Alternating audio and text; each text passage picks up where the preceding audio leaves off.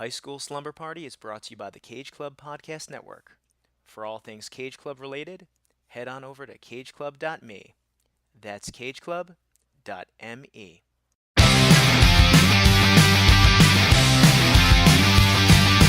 School is out and it's Friday night. I'm all wrapped up and I feel alright. Palo Alto, Malibu. This is all we wanna do. I'm at the high school, baby, young. I'm at the high school, baby, young. I'm at the high school, baby, young. I'm at the high school. I'm at the high school. I'm at the high school.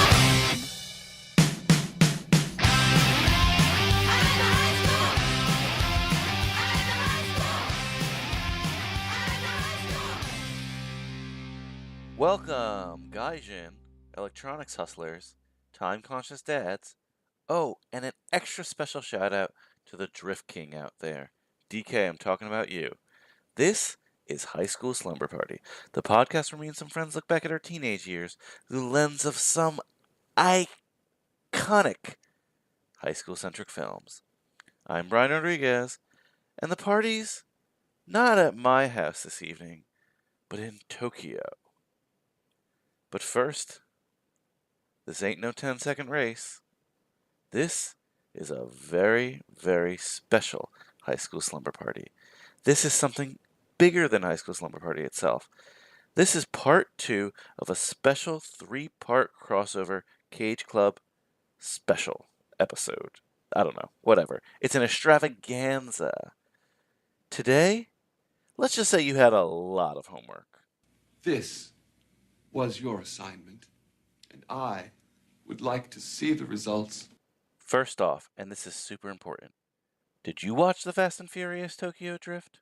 あんた上履きのこと聞いてないの上履き上履き上履き I know, some of you aren't Fast and Furious fans. But trust me, this is a lot more than a movie just about fast cars. This is actually, really a high school movie. There are a lot of high school scenes and a lot of comparisons between high school in the United States and high school in Japan. So if you don't like the whole car scene, whatever, don't let that deter you from it. Because I'm telling you, this is a high school film. So obviously your first assignment was to watch Tokyo Drift. And your second assignment, though, was to listen to another podcast before this one. To listen to Too Fast, Too Forever on the Cage Club Podcast Network or wherever you get your podcasts. That's hosted, of course, by Joey Lewandowski and Joe 2. That's a Fast and Furious-centric podcast, and they're going to watch the Fast and Furious films forever. But they're on their lap 3 of Tokyo Drift. And we thought, what an awesome time for me to hop on. And guess who's already there? Mike Manzi. You know Mike Manzi from this show, and he hosts Third Time's a Charm. And Tokyo Drift is the third movie of the series. It just made too much sense to do this. And the first episode on Too Fast, Too Forever was great. Part 2 is here at the Slumber Party with me, and I'm so excited to have Mike Manzi, Joey Lewandowski, and Joe 2 on the Slumber Party. First time I've done 4 on this show, but it's going to be awesome. You guys probably remember our Grease crossover with Wistful Thinking. It's going to be just as fun, maybe a little bit faster because of the fast cars. No, I'm kidding. It's just going to be just as fun, and you're going to have a great time. I promise. That's the bell. You know what that sound means. We got a lot to talk about and a lot of fun to have. So pack your favorite uwabaki. Tell your dad you're heading over to Japan. Trust me, he's going to want to know. He's got some things to take care of. Because we're about to get our party on. Here's that awesome Teriyaki Boys theme to Tokyo Drift. It won't leave your head, trust me. So ready, set, go!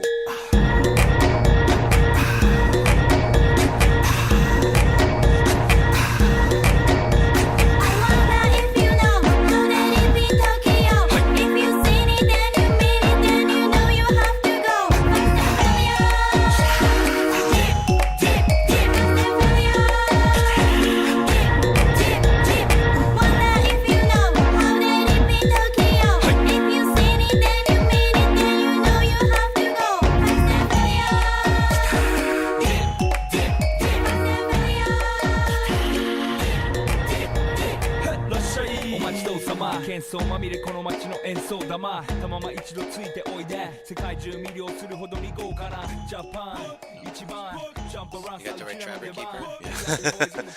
Oh, Trapper Keepers. What a clunky thing that you had to bring like to school. Well, you didn't have to, but I always think of like a Lisa Frank Trapper Keeper with like a turquoise tiger on it. Yeah. They definitely made you feel like, you know, if you didn't have one, you were an outsider. You were a gaijin. Thank you guys for being here for part 2 of this epic trilogy. Did you pack your favorite jammies? Yes. You know I did. It's our homework every week.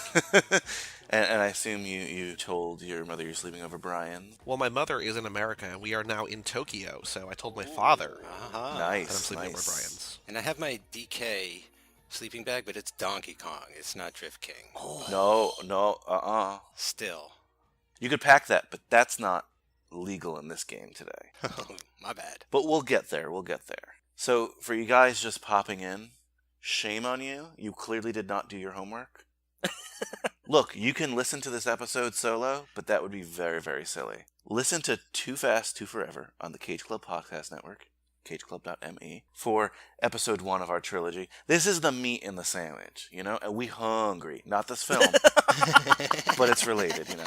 Well, I know you're on this lap, Mike, but Joey and Joe too, for my listeners who for some reason haven't listened to Too Fast, Too Forever, in a quick statement, what is your podcast about? What could your podcast possibly be about? Well, we are watching all of the Fast and Furious movies on repeat, forever. Scarface on repeat. You got Scarface on repeat. I got shorts every fucking color. I got tannin oil, lay out by the pool. So this is, we were started doing this monthly. We were going to do eventually one of these movies per month, and then alternate it every other week with what we call the pit stop, where it was another movie that was tied to this franchise in some way. But then we realized that people liked this podcast for some reason, liked our podcast for some reason, so we boosted it to once every other week. Just hit the NOS, boosted that up. So now we are currently in lap 3, so this is now the 3rd time that we were talking about all of these movies, although this is now the 4th time we're going to be talking about Tokyo Drift, and we're going to talk about it again on Mike's show, and we also had a bonus little Fate of the Furious discussion over on Watch the Throne, so these movies, we're going to be talking about them forever. So we kind of I don't know how this idea came about, but I wanted to be on Tokyo Drift, obviously a high school film. Yes. Mike, this was your lap, and it just was so perfect, and, we'll get to our 3rd time's a charm later. And Mike, I'll let you plug that towards the end so we can lead into it.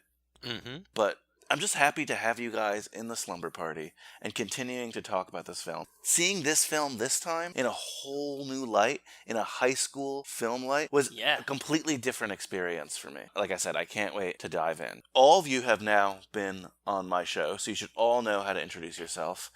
Joey, you've been on numerous episodes. Mike, you've been on numerous episodes as well. And Joe, too, you just were on last week for homework, guys, you should know, High School Lover, the Lifetime film. So 2 weeks in a row for you. And doubling down. Is that a record for not having a two-parter? I'd have to check. I think Kyle might have been on, after he was on, in a group. Who? One. Kyle. Yeah, I'm unfamiliar. Okay. The host of Foodie Films. Beverage Time. Beverage Time. Yes. Edible Corners. I'm not sure. I'd have to check in the archives about that. But, you could have left your sleeping bag here, Joe. I could have. Definitely could have. But I brought a different one this time. Good. And we're going to get sleeping bags over at the beginning with this time. But, guys, I don't know. Whichever one of you wants to go first, it's a relaxed atmosphere. Introduce yourself in the classic High School Slumber Party model. Well, since I'm the oldest, seniority, maybe I'll pull that card tonight. Pull in rank. Go for it. Mike Manzi, RHS, class of 97, go Maroons. The color maroon, as it were. I think Brian and I went over all that on the Pump Up the Volume episode where we broke down all the definitions of what a maroon is. And you were unhappy with all of them. We're sticking with the color. Yeah, I would go with color. That's the best way to do it. CMU, I went to school near Carnegie Mellon University, and they're the tartans. And tartan is just like a print. It's like plaid. Yeah. Yeah, so they're just the plaids, and there's the plaid. Yeah, it's so strange. But okay, sorry. Well, I'm Joey Lewandowski, Hunterdon Central Regional High School class of 2006. Go Red Devils! So far we have a maroon. Well, I'm a Golden Knight, a Red Devil. So we're all colored ones. Yeah. I'm not. I'm Joe too. the Central Catholic High School, God damn it. class of 07. There's one Central Catholic High School, and is the Central Catholic. They Go announce it. Dan Marino's. Dan Marino should die of gonorrhea and rot in hell. Would you like a cookie, son? The Vikings. The Vikings. Go Vikings. That's your team, dude. Why are you talking shit Skull. on the Vikings? Wait, Yeah, you were at exactly. Catholic school and you weren't like the Saints or the... No, Vikings. He was a heathen, ironically. Yes, definitely was. There was something that I wanted to remember to tell you about school this time around. I was telling Rachel a story. I was like, fuck, I need to remember that for Brian. I totally forget. Sorry. Well, if it comes maybe- up, drop it in. If not, you'll Yeah, know if that. not, we can revisit it on part 3. Now, like I said, I want to get the sleeping bags out of the way because we're going to be very specific today. Every week I ask my guests what sleeping bag to bring to the slumber party. Yeah. Now, they have to be Fast and Furious themed. Doesn't have to be Tokyo Drift themed. What Fast and Furious themed sleeping bag would you bring to the slumber party? Well, I know I joked earlier that I brought my Donkey Kong sleeping bag, but in fact, I have my Roman sleeping bag with me tonight. It's got rims on it. It's got little pockets to It's hide. hungry. It's got it's got snack pockets on the inside Okay, where I put my little treats if I wake up in the middle of the night hungry and I need something to eat. And yeah, man, I mean it's just the most comfortable thing you can imagine. You can fit 2-3 people in there if you got some ladies Oh, or whatever yeah. you Some prefer. It potential. doesn't- Some you know, potential. guys, girls, have a party in the sleeping bag. So Exactly. I brought that one with me special. Nice. I'm in a sleeping bag that is shaped like a Corona bottle, where my head just pokes out the top like a lime. That's Do you have a heavy. lime hat with it? Do you have, you should have a lime hat. Yeah, like My a, pillow is a green. sleeping cap. A sleeping. Yeah, my pillow is green. I feel like that could exist. Like in Oh, definitely could. It's definitely imagine like I'm just imagining like a bottle koozie, but instead it's a sleeping bag, Like a and zip-up you're the one. bottle. Yeah, exactly. Okay. Yeah. That's a good one. I love that. I was gonna bring my Disney Pixar Cars sleeping bag Ooh. until Brian told me that I had to change. And Wait, hold I- on, Mike. Are we doing Cars or Cars 2 for Hanks for the Memories? Because isn't the Woody and Buzz cars in the one scene?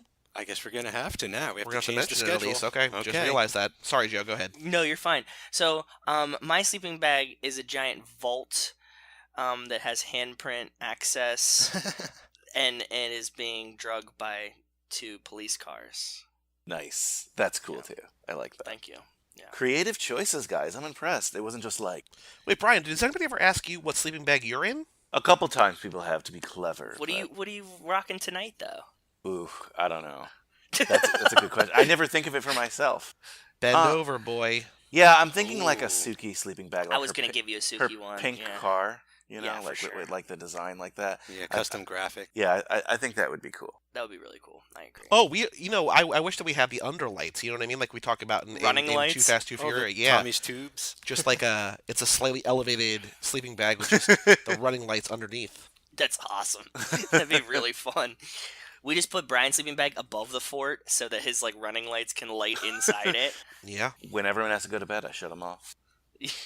Oh, actually, I just realized. So, like, when I, on our episode in the intro part, I talked about my trip to Amsterdam, and in the hotel that I was in for the first 2 nights, they had like motion-activated lights under the bed. So, like, when you got out of the bed in the middle of the night, you could, if you had to pee or whatever, you could like know where you're going. That's cool. And that's essentially like running lights for the bed. It is running lights Yeah. for your bed. I didn't even think about that. You're right. Yeah, that's what it is. I gotta Cool. get those for my hallway. Oh.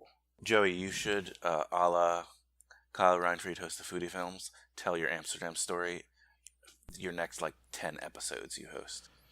Oh, I'll tell my story about how my friend's prank phone called a stranger and then gave my number. Is that the story that you want me to tell? That sounds like in Amsterdam? No. That's a high school slumber party story. Okay. That Jeez. real That high has been school told on slumber party 4 or 5 episodes now. Like Okay. literally 10% of the episodes. different. have Not included that story. 10%. You're swaying people away from the show. No, Joey. it's been on 4 episodes. You've had about 40. It's on 10% Oh, I of thought the you were saying episodes. I took 10% of the episodes. Oh no. I'm just saying. No. If you listen to 10, chances are one of them will have. Well, I had different witnesses, different people saying different things, and I wanted to get the story straight. You know, I grew up in the age of the Jerky Boys, and so we made hundreds of prank phone calls Oh, yeah. in high school. Like, we were so obnoxious. And you know me with the impressions, so you can only imagine, like, a like a hyper over caffeinated teenage version Oh, of yeah. that, like Oh, on yeah. a absolutely Friday night. Oh, So- absolutely. And just 1000%. making wrong choices. We'll put it that way. I have a quick trivia question. Sorry to Yes, upstage you yes. on your own podcast, Brian, but Not you know, I've been watching the digital copy that I have of this movie 3 times in a row now. Watched it to prepare, then watched it twice essentially while waiting, and then recording the first episode of this 3-part trilogy. This movie Tokyo Drift is classified as 2 genres. Anybody want to guess what the 2 genres are? Is Action. one Drama. crime? Crime is one so Oh, far. okay. Drama and what was the other one you said? Action are not correct. High Crime school. is the first one. Is it high school? No. Bullshit. Love. Romance is the second one. Yeah. No kidding. Crime Romance? and romance. I feel like this might have the least romance out of any of them, almost. Maybe not the last one, but one of It's them. appropriate for us. Valentine's Day was as of this episode dropping yesterday. That's right. It's the month of Lerv. Yeah, absolutely. So that makes sense. And just to clarify again, Mike, we're going to go over more of the franchise history on your episode, so I don't want to touch too much of that, but I don't think I have to. Like, No. you listeners out there, some of you are probably like, why the hell are you doing a Fast and Furious movie if you're not familiar with this film, which is, again, shame on you, you didn't do your homework. But this is like not just... All right, there are so many high school films that just happen to take place in high school. This is like a legit high school film. And I really, really noticed it this time around. But before we really dive into the movie, I got some more questions for you guys. I got some Kick 'em. high school questions. You know, I like to ask like what your high school experience was like. But today I'm going to ask something a little bit different, something related to what we're talking about. And, I mean, whoever wants to go first, but what was your first car in high school? And what was like the car culture like at your school? Oh. I'll go first because it's going to be the least interesting of the 3 stories. I can guarantee you. Not even Surprise, knowing what the other surprise. stories are. Okay. I don't think there really was a car culture at my high school, not that I knew of at least. And You just weren't cool enough to know what it was. perhaps. So at my high school, because my high school was like 2,800 kids or whatever, and the seniors were able to have a parking space, which I'm sure is kind of common at most places, I guess. I didn't have a car until, I want to say, March of my senior year. And I wasn't able to park it on school grounds until the 4th quarter because like they wouldn't give you a spot mid-quarter, mid-marking period. So I didn't have a car on campus till like the end of April, and it was such a sort of relatively miserable experience to be like on the bus every day with kids who like with no other seniors that when my sister went to high school, my parents were like, "Oh right, we messed up. Let's get her a car before her senior year." So I was the guinea pig where You're like the they Ferris didn't Bueller. realize. Yeah, I was going You to got say. I asked for a car, I got a computer. How's that for being born under a bad sign? It was so You got a not computer. great. But my first car was my Ford Focus, 2005 Ford Focus. Oh, which I was in a bunch. I remember that used. car. Yep, used. I got it with 20,000 miles on it. My parents bought that for me because I got a free ride to college. So that was my Fair reward trade. there. And I had that car up until Like 2 or recently. 3 years ago when it died. But I drove cross country in that car. I drove back and forth to Austin. When I moved down to Austin, moved back. You know, I drove up to visit Joe and Rachel For a sure. couple times in yeah. that car. In So Pennsylvania too. You visited me in Pennsylvania in that car. oh yeah, it was an unremarkable car, but I really liked it, and that was my little baby, my blue Ford Focus that never had a name. Did 'cause you I don't have do that. any custom thing added to it? Oh, I know what he did have. I know. I had a new headset, a head unit put in, so I could play my iPod, which I feel like most people, because if you bought a car before aux ports were a thing, yeah. I got that added in for like $80 when I was working at Best Buy. I know what you had though. You're what leaving did I it out. have? You had Minnesota Vikings headrest covers. I still have them on my new car too. I yeah. know. Yeah. I had a Vikings bumper sticker on that car. I had a Vikings steering wheel cover, which is cool for a couple months. Then all of a sudden, it just starts Gets like sticky flaking off and it and gets gets smelly. Yeah, sticky. But yeah, other than that, you know, the only real quote unquote work that I had done was, you know, going from the stock head unit to a very entry level head unit just with an aux port. So that's it. Awesome. Nice. I mean, that might be your longest high school story that you've ever shared on this But it's podcast. unremarkable in every way. It is. Last week, good listeners learned that Joe and Joe 2 here met in high school, right? On Xbox, but yes. Yes, on Xbox. So I thought that was an interesting story. I don't think of that as a high school story, but I guess it is a high school story. Yeah, it Yes. is by association. That's Yeah. how it works. Can I do my car one? Absolutely. Okay, so I have like 2 memorable high school cars. Okay, first one was a Toyota Celica, and it was like an 88 or 89 or something with the pop-up headlights that like that's flipped cool. up. Oh, I always loved that. Yeah. And it was like baby blue in this car. I loved it. It was like like the lightest fucking car ever, and front wheel drive. And Baby blue like Brian's eyes? Like Brian Yeah. O'Connor's eyes? Exactly. I was like, Mike. Yeah. No, not Brian Rodriguez. Not like his beautiful brown eyes. And I would just like whip this thing. Oh, and it Wrong had the again. seatbelts. It had the seatbelts that when you'd like turn the key, the seatbelts would like come up over you, like the mechanical. Like that's cool. yeah. So I was like, this is really cool.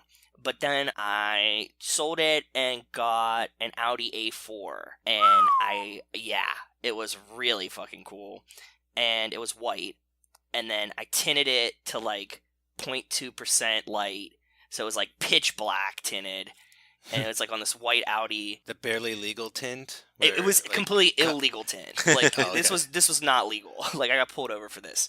I had that. The only mods that it had was the tinted windows. It had 6-disc CD changer in the trunk. Ooh. Yeah, that. And then I had a Sidney Crosby sticker on the back of my car. That was it. Sid the Kid. Yeah, Sid the Kid, and I rocked that for a while. But I loved the Audi. It was so much fun. That thing was like all-wheel drive. It was crazy. Like it's not even that fast, but it had a turbo, so I would just like drive just like slammed, like pinned everywhere I would go. Just like smash the gas pedal, and it'd be like because it was a turbo. So.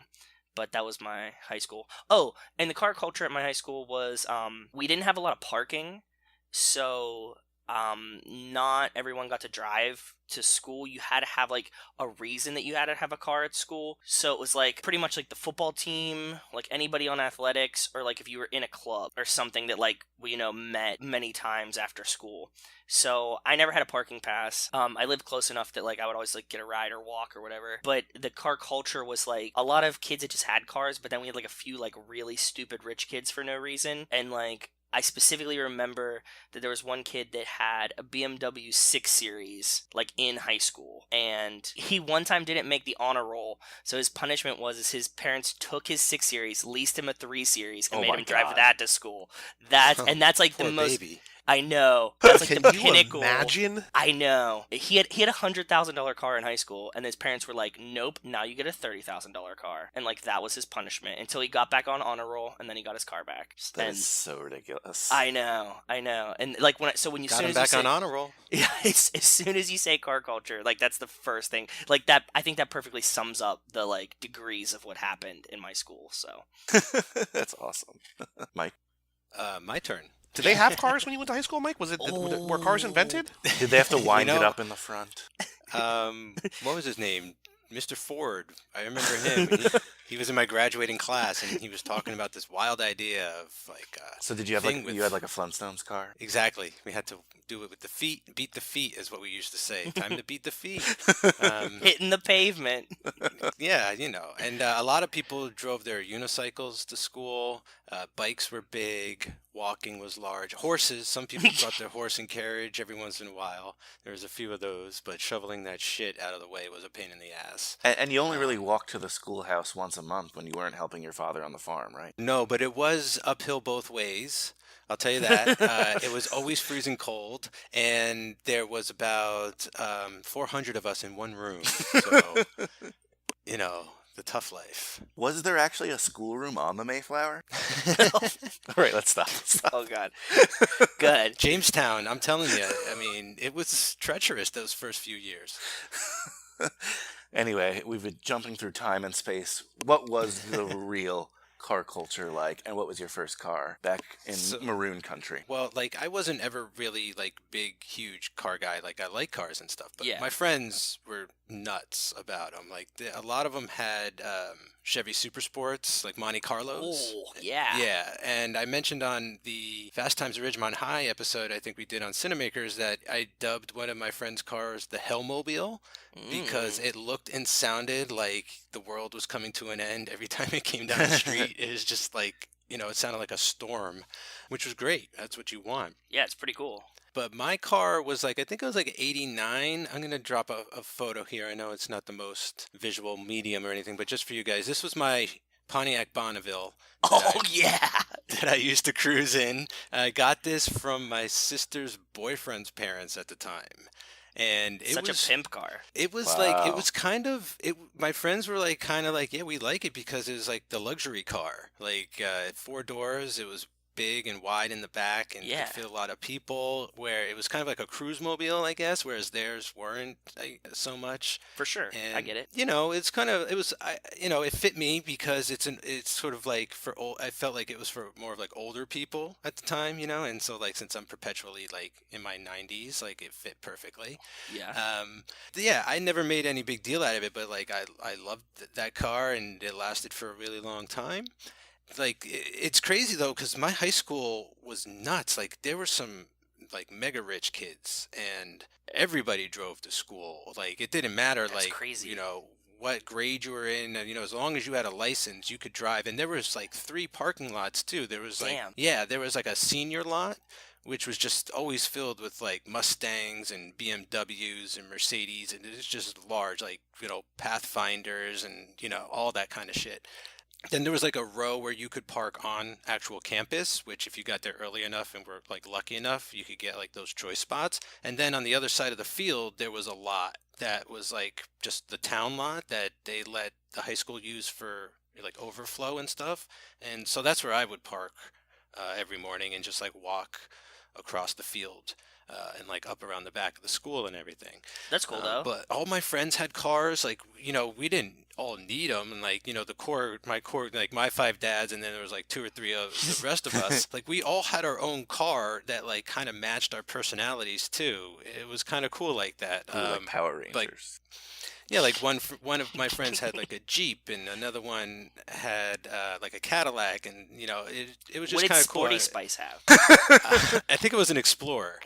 There you go. And like shop class was pretty big in our school too. Like, there was just like a lot of gearheads there as well, and like my friends were friends with them too. So like, I was just around a lot of that, even though I didn't like talk shop or anything. Like, but it was always just around my circle of friends and stuff. So pretty prevalent car culture in high school. There was like it felt like a big part of a lot of people's lives was like, of the high school experience, was talking cars, hanging out with cars, just cruising the strip. Like, I can't tell you like how many times, just for no reason, we just like get up and get in our car and go cruise up and down the strip for like an hour, and then just go back to the basement or something. So it was very prevalent during those days. Oh yeah, no, I hear you with that. I was going to ask this question later, but did you guys, I know you just mentioned you did, Mike, but did you guys have shop class in your school? I did not. I went to all boys Catholic school, so we didn't have shop class at all. So. I honestly don't know. I think we had like a Votech school part of our school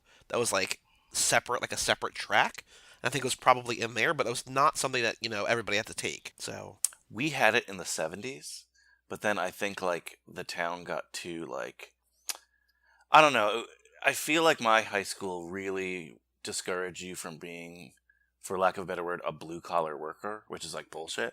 Okay. And I've gotten into it on other episodes, but like why I hate that, because like they took away like metal shop, and they were like de-emphasizing anything you used your hands with, and it was just like, get a degree in English. Like, that'll take you far. Where like, let's be honest, a mechanic makes so much more than an English major, but it was like, we don't want you to get your hands dirty. So I didn't have shop either. I'm surprised like that my school actually had a lot of that vocational stuff. Like, there's a whole wing where it was like wood shop, metal shop, car shop, like, and all the photography arts, and there was like dark rooms, and that's crazy. All kinds of, and that's where like the graphic arts division was. So it's kind of funny how like I always thought my school was just like this elitist like rich kid school, but like actually no, it was like very diverse and was trying to get you ready for like all different aspects of the workforce, which is great. Yeah, that's awesome. So my first car was it was like my family's car that they weren't like using anymore because they had gotten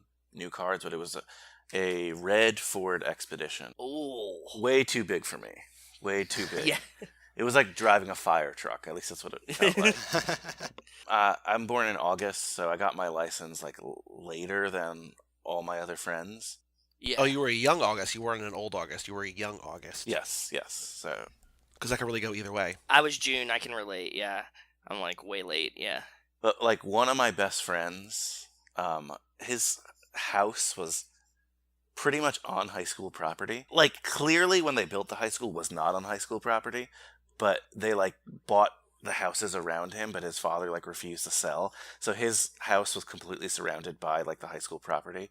And I didn't want to pay for, because we had to pay for parking spots. Ooh. And I didn't want to pay, so I just parked in his driveway. Yeah. So like in the front of the school, you would just see my high school and his house, like the outlier, and my big Ford Red Expedition, like in the front. Just this eyesore, like distracting you from your lessons. Yeah, and that was my high school car. And eventually I got a different car in college, but I learned the ropes in that big tank thing. I think it's good to learn how to drive in like a huge ass car like that. It gets you prepared for later on. Like you can always go down to a smaller car, but it's hard to go up to a bigger car. Oh, that's fair. I never saw it like that. That's a good point. But just to piggyback on what you were saying, though, Mike, just like we would just, hey, let's go to Dunkin' Donuts. 5 guys, 5 cars. And it made no sense. Just like a caravan, right? Yeah, no, exactly. And we're stupid kids, and we used to do stupid things between each other's cars. Like really dumb shit, like throw things from one car to the other. Of course, yeah, obviously. Did you guys ever race? No. No, actually. So I drove really fast by myself. I just had always seen movies and heard like about people dying in car accidents, especially in like our neighborhood. Like kids were dying like every other year from drunk driving or drugs and driving or just getting into accidents and stuff. Like there was a lot of that. I feel like the community was very vocal about that kind of stuff. So I never raced. My friends did not have cool cars at all, and like whatever. But like my one friend had an Astro van. My other friend had like a some old Honda, like not a cool one. My one friend had a '94 Escort that had only, I kid you not, 40 miles on it because his great grandmother had it, and she only drove it to the store. That was like half a mile once a week, crazy. And she like passed away, and it just was not used. And this car was so light that like a couple guys would get together and move it to a different parking spot just by lifting it. Like and we used to watch Fast and Furious movies, whichever, I guess only one was out, maybe 2. Definitely the first one was out at the time. And we used to pretend we had like manual cars by just like switching it into neutral and stuff. Neutral drops. It was really, really lame. But a couple times my friends used to race, and it was pretty dangerous. But like, in parking lots and stuff. We used to do... I remember my friends loved to do donuts. Like stuff like that was really cool. Yeah, it was just isolated. You just go to an empty lot and on gravel. Doing donuts on gravel is so much fun. Like you just come down and just slide the car like the whole way around because you're in a gravel lot. Man, I miss those days. Oh, we used to have there was like this house that got demolished, and there was like a... Did Sean drive through it? Yeah. Is that what happened? That's what happened. No, and there was like gravel, but there was like a drop off from one street to the other. So we used to go off of it and get like a little bit of air. Ooh. And in the Expedition, the bounce. So dangerous. But this movie, it's not that weird that it's a high school film because there's a big driving culture in high school, and especially in high school films. I think of American Graffiti or even Grease. Yep. Yeah. American Graffiti for sure. I agree. This is, believe it or not, and I don't think anyone sees it that way because it's in this franchise, but it's just like a continuation of these kind of high school racing films. So, and this is the first time I watched it and like thought of it like that, if that makes sense. No, if you watch it in this context, I get it. Yeah, I mean it's cool because it's like a genre too, right? Like it's the high school Fast and Furious movie, and where there's like it's got the youngest cast, like they really de-aged a lot of it, and I don't know, I think it really works, and it was a really smart direction to go younger and to get that high school crowd. Absolutely. And get them into the franchise somehow, because maybe that was something about the previous movies. Maybe they just couldn't relate, because Vin Diesel's too old or whatever. And But here, like they bring it down to that level. Yeah, I think it works really well. So I actually have trivia about that they did not bring back Paul Walker because they thought he was too old for the movie. Wow. That's interesting. All right. Well, how old was Lucas Black? 52. No, probably. I mean, he's probably 25. But this is again according to IMDb, so who knows if it's true or not. But Paul Walker wasn't asked to return because the studio felt he was too old. But also at the same time, the first draft of the script featured the return of Diesel's character, Dominic Toretto. So I guess, but he's kind of ageless in a way, like he just sort of exists outside of time and space. But I mean, because we don't know, Brian is like an upstart cop. He's sort of, like we talk about how the first movie is like Point Break, and Johnny Utah is like fresh out the academy, so he's probably 22, 23 maybe. And so if Brian is 22, 23, 5 years later or whatever, he's going to be close to 30. Yeah. I can sort of see where they're going with that, but I also don't know how you bring Brian, like how do you make it believable that he goes to Tokyo even if he's not in high school? You know what I mean? Like I feel like if this is the story they wanted to tell, it would make sense that they didn't want to have, Brian in it. Oh yeah, I agree, 100%. Yeah, and it's pretty smart, like, because what high school does is it's able to make him like a transfer student, right? So there's really no questions asked when it comes down to like how did he get here? Well, he gets in trouble with the law, so it's like he gets kind of deported, as we were saying in part one. But like there's reason, it makes sense why Sean would be in Tokyo in this movie and stuff. So like, I don't know. It's a great mechanic. I agree. It's like it's a very easy way to sell you. Like you start with this group of people and you just move along, and there's no questions asked. Yeah, especially for something that just seems to me more so like, well, we want this to take place in Japan no matter what. Like that's on the book. Like that has to happen. How do we get there? Like, well, this was a very clever way of doing that because I don't know. I just watching it and thinking of high school was thinking exchange student all the time. I remember exchange students in our school forever. They're always, every year there was a new exchange student or something like that. So while watching it this time, that's just how I thought of Sean. I thought that was kind of funny. And I know at this point, this is pretty redundant considering how long we've been talking about this film. But I do it every week. I read the back of the DVD. Let me know, guys, if you feel like it's an accurate portrayal. Oh, actually, before you do this, I want to point out that, on the first episode of this lap on our show, we joked about, because we were talking about how Mike and I were watching in 4K, and Joe was like, well, I first watched this was on, like, stolen cable, and it's got this, like, gritty rawness, this realness. And so while we were recording that episode, I went on eBay and I bought the first two movies on VHS. But this one, as far as I can tell, does not exist on VHS. This is only a DVD and newer platforms. So. I didn't see it VHS, no. Yeah, I don't think it exists. I think this is they made the first two because I own those. Let's buy the DVD and then copy it to convert it to VHS. Yeah. But you should do it old school style, like camcorder in the back. Oh, bootleg it. Yeah, bootleg in style. your own house. All right, back of the DVD. The Fast and the Furious Tokyo Drift takes the action to the other side of the world in the third installment of the hit movie series that was built for speed. When convicted street racer Sean Boswell tries to start a new life in Tokyo, his obsession with racing sets him on a collision course with the Japanese underworld. To survive, he will have to master drifting, a new style of racing where tricked-out cars slide through hairpin turns, defy gravity and death for the ultimate road rush. With more mind-blowing stunts and heart-pounding racing sequence than ever, The Fast and the Furious Tokyo Drift puts you in the driver's seat. First thing I think that's pretty good, but it's not. Yeah.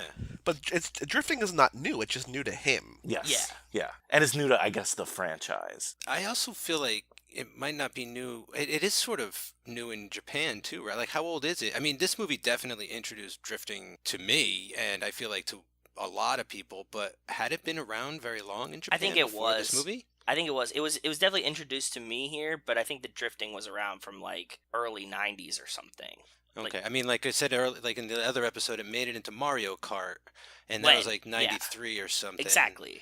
Yeah. But okay, and all those I really old hadn't video seen games it on had TV. Like drifting levels and stuff. And they were all Japanese made, and they were all so Japanese, it makes sense. Yeah. Okay. All right. And what exactly is drifting, if anyone can put it like into words? It's just racing with the turns. It's driving your car with the with the tires not gripping the ground. You're more like skating across the pavement as opposed to getting traction. And you're like usually around corners, usually around turns.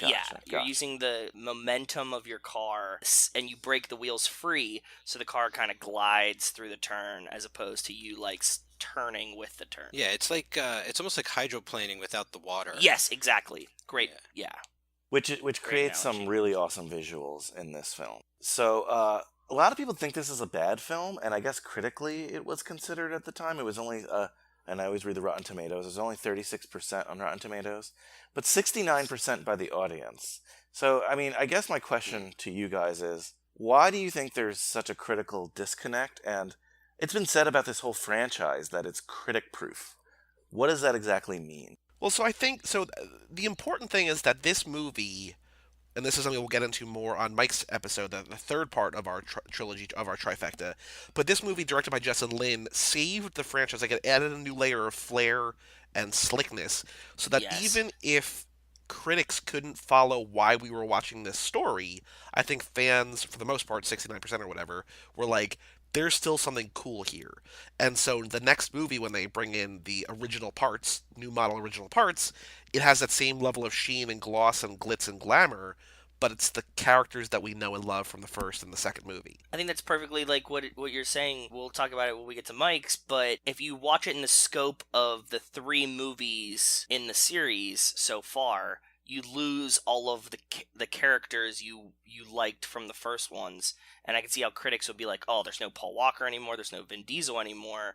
It's a whole different movie. But if you watch it just on its own as a fan, then the movie's cool. There's a lot of drifting. It's just a fun movie to watch. So I think that's why there's the disconnect there. Because there's cool action in the first 2 movies, but like comparatively, like this movie has the coolest action. Like the chase at the end, where they're chasing after Han, where Han dies, is like the coolest chase, I think, to this point in any of the movies. Like, there's cool racing in the first movie.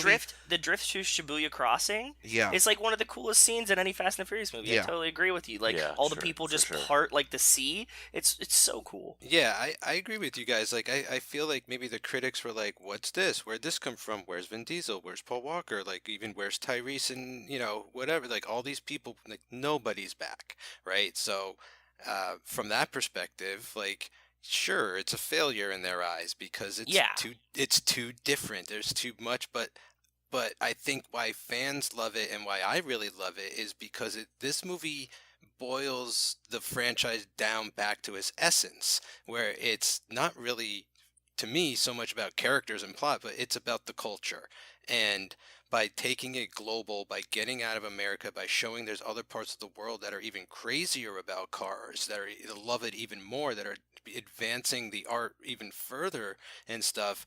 Like, to me, that's what Fast and Furious should be about, is like going to other countries, seeing the different ways that car culture is embraced in those places. And so that's another reason I don't understand all the negativity directed especially towards this movie, because I feel like this is the main vein in a lot of ways, where it's like the bare bones of what you need, and I feel like it works really well because of that, because they're like, let's not make it too busy, let's not get too crazy and deep, like let's try and keep it as close to the cars as possible, close to the culture. Yeah, and I'm glad you guys brought up Justin Lin, because I see this a lot in high school films, like when you get to the 3rd or the 4th, that they're, like, for example, I wrote down, like, Bring It On Again, which was just a sequel, but still, or like American Pie Band Camp. Like, this could have easily had the makings of a straight-to-DVD crappy film, but it's not, and it changed it. And Justin Lin, too, has a very deep high school connection. We're going to cover his breakout film, Better Luck Tomorrow. Have any of you guys seen that? Also with Sung Kang? Yes. I've seen it, yeah. Yeah. I saw it once, like, maybe when it came out. So it's been a while, but I remember liking it. It was different. Yeah, and as you mentioned, is it Sung Kang? That's I don't know. I thought it was Sung. I knew some Korean songs in high school, so that's why I assumed it was Sung Kang. Whatever, Sung Kang. Well, he's in it too, and he also plays a character named Han. It's not the same Han, but Justin Lin has said that Han inspired this Han. He says that they're connected. It's like, it's pretty pretty known that they're like related. Which I think is really, really cool, and I can't wait to cover that one, because I haven't seen it. Like, I've seen clips and stuff, but I've never seen it, so. Just quick run-through of the cast. As you mentioned, Han, Sung Kang, Lucas Black, who we talked about on last episode, but, Friday Night Lights, some other stuff. I think he's in, like, a TV show now, whatever. While we were on break, I looked up that whole thing, how Channing Tatum auditioned for this, and I'm like, how did Lucas Black beat Channing Tatum out? And Channing Tatum actually had an interview where he mentioned it, and he said it was literally the worst audition he'd ever been on in terms of like his performance. He said he just sucked. Like, he was so excited. He didn't know what drifting was, but he wanted to go to Tokyo. He wanted to drive fast cars, and he almost psyched himself out to the point where he didn't remember his lines, and he was just like, shit. Oh, that's so awful. What did he have to remember? Wabaki. Wasabi. I'm not sure, but yeah, no, I'm reading like a transcript from Jimmy Kimmel Live, and it's one of his biggest disappointments. So I'm disappointed in him for him. We talked about on the last episode about where this falls in his career, and like, he was not really a diverse actor at all. Like, now he is this comedic force. He's this like the singer or dancer, the song man, whatever.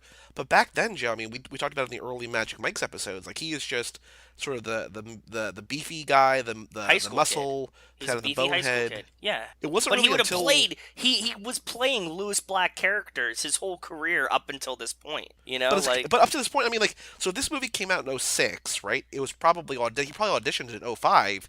Like, his first movie came out in 2005, so it's not like he's had this career up to that point. You know what I mean? Like, it's fair. I don't know. It's, I can see where it's disappointing, but... What world we would have been in if Channing Tatum would have been Lucas Black in this film, though? You know what I was just thinking as Brian was going over some people, and I guess you're gonna get to her probably soon, but Neela, I was thinking, what if that was Vanessa Hudgens? Because that could be sort of fit in that age range, and sort of that high school musical, obviously, but all the...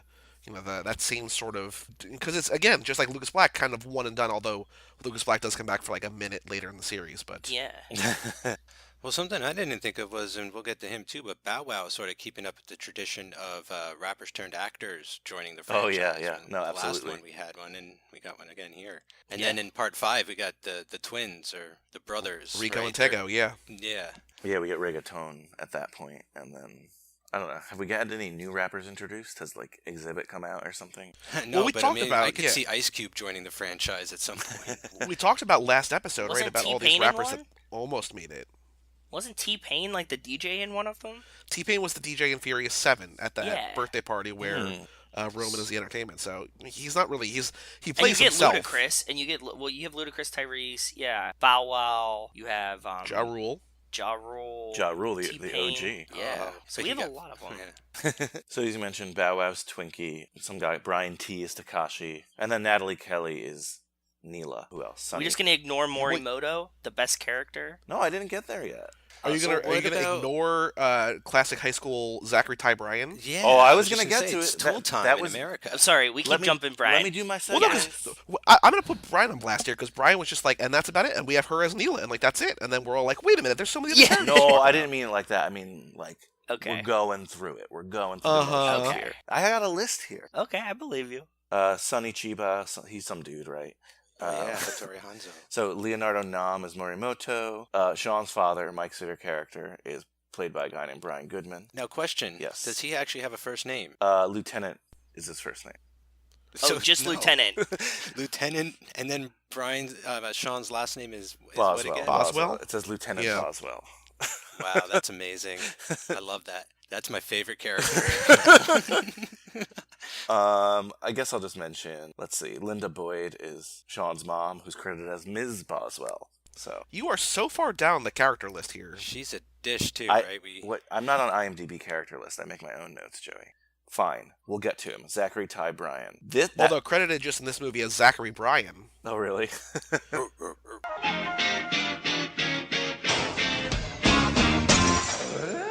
Along on the same title card as Nikki Griffin, who I think is his girlfriend too. I looked familiar, like Joe and I looked her up. I think in the first lap, we're like, we don't know her from anything, but she looks like she's in a bunch of stuff, but I don't know that she actually is. Yeah, no, I thought the same thing. But yeah, the Home Improvement kid. And when I first saw this, I was like, fuck this guy. I didn't want to like this guy. He plays a bad guy in a lot of like other like B high school film. Okay. I'm glad like he didn't continue to Tokyo. I didn't know it was gonna happen the first time I saw this. You know. Same, yeah.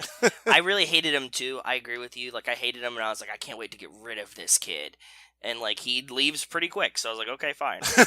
Yeah, there's definitely were kids like this in my high school, but I feel like this movie just the setup here in America is just great. Like, you know, I think we get the picture. Like everybody is pretty much like going to be kind of stereotypical throughout this movie for the most part. Like the villains that he runs into are clearly they're bad dudes just by looking at them, kind of villains and stuff, and like the good guys are softer looking and everything like that. So I think they do a good job here setting up, you know, what we're in for the most part. Yeah, and we open in high school. Oh yeah, 1,000%.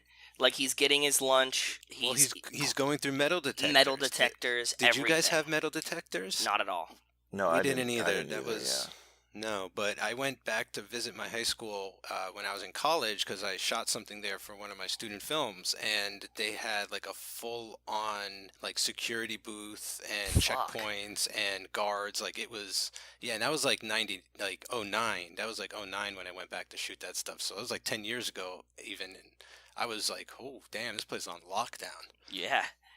Wow, that's like intense. Like, ooh. Yeah, I didn't have that kind of atmosphere either, but this school looks like it needs it, you know? It looks like a big high school, and it looks like there's a lot of, I don't want to say like crime elements, but people fuck around with each other. There were some cholos in the opening scene. Why are you assuming the cholos are into crime? You're right. Very true. No, but we do see that it's like supposed to be a dangerous high school. No, it definitely is. Yeah. I don't think they have, because it's American. I don't think they have a choice Los anymore. Angeles. No, it's not. It's not. Oh, it's not Los Angeles? Did you catch No, they're in Arizona. Arizona. Oh, my bad. Oh, that's right. I forgot the mascot, the effigy of the Native American. And he has Arizona plates everywhere on all the cars. Arizona plates. It's an Arizona flag, and which is that more Western flair, I guess. You know, the Cowboys and Indians kind of stuff. Well, he's from Alabama, I assume, because he's Bama Boy. That's his screen name, and I guess they've had to like move across the country. But and Joey said earlier he lived in Georgia at one point too, right? Oh, Doesn't Well, I mean, Bam. I think Bam. I think I meant Georgia. I meant Alabama, but I said Georgia. I think. Okay, sorry. Just the deep south. Her screen name. I don't know if I think it's just in Japanese, but her screen name in English is Drift Girl. So Ooh. Bama Boy and Drift Girl. That's cool. Very nice. Drift Girl. That's a dope screen name. Yeah. If I had an AAM today, I would change my name to Drift Girl. You'd be Drift Girl. Yeah, I'd be Drift Girl. Just think it's a dope screen name. Just change your Facebook name. Facebook.com/DriftGirl. Oh, that's good. I do my Twitter, just like my Twitter handle. Like, not the @ but the other part. Just Drift Girl. Well, you know, when you buy Joe2.com, just buy DriftGirl.com too. Or I could just be Drift Girl at Joe2.com. I'll set you up with Drift Girl at CageClub.me right now. Do it. Let's stop the show. Let's press pause. No, I don't need it. I'm kidding. It's kind of crazy, like how close to boiling over this high school is. Like everything just seems like really on edge and tense and stuff. The music helps. To me. You know, the music helps us get that feeling for sure. The music, the slow motion, you know, like the bullying. The fact that the mascot gets metal detected at the beginning. Yeah. I don't want to forget this though. So like, is this a random thing, or do you think it's some kind of callback that what was his fake name? O'Connor, Brian Spillner, like his fake backstory is that he like went to juvie for boosting cars in Arizona. Oh. And then now you have a kid who's like, you know, doing shit with cars in Arizona. I love watching these movies with you guys because you catch all this little shit like that that I sometimes miss. And no, I think it is a callback now that you said it, and I totally didn't catch it until now. That's awesome. I love that. Yeah. I totally never caught that. Again, when you watch things in a high school lens, I don't know why, I was just thinking about that. No, but you're right. This school looks like, it's just tense from day one, and Lucas Black's mouth fucking gets him in trouble right away, essentially. Hey, you talking to my girl? Oh, shit. Here we go. She was just admiring my ride. My grandma's Buick could smoke that piece of shit trailer trash. What about your daddy's Viper? This beast's got 500 horsepower and a Borla exhaust system. It does 0 to 60 in like 4.3 seconds. That's about right. That's about right. Wow. You can read the brochure.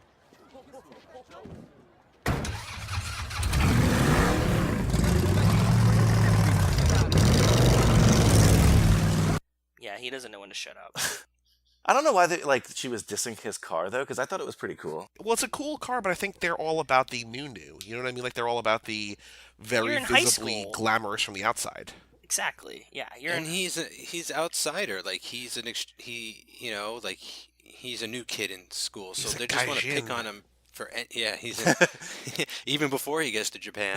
No, but he is like he just doesn't fit in, and so I think they're just trying to bully him any way possible, right? So like, why not pick on his insult his car is like insulting his manhood. Yeah, true. So why not? It's probably something that means a lot to him, and as high school kids, you want to target whatever you're most self-conscious about, right? we don't spend a ton of time in that high school in Arizona, but like it seems like he doesn't have any friends. No. It seems like the guy he's closest to is the mascot. Now it might just be because it's proximity. You know what I mean? Like it's sort of like in corporate, like the one who's there, just the one you have a crush on, but like the one you're friendly with is just the guy who you're also getting metal detected at the same time. So who knows? I have a question for you guys. It's a high school related question. So they go to do the race, and you're racing for. She's like, race for me, right? Why don't you nice boys let your cars do the talking? I only race for pink slips. This car goes for 80 grand. What would I do with a broken-ass piece of shit like that?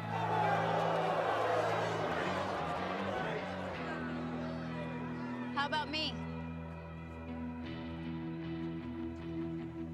Winner gets me.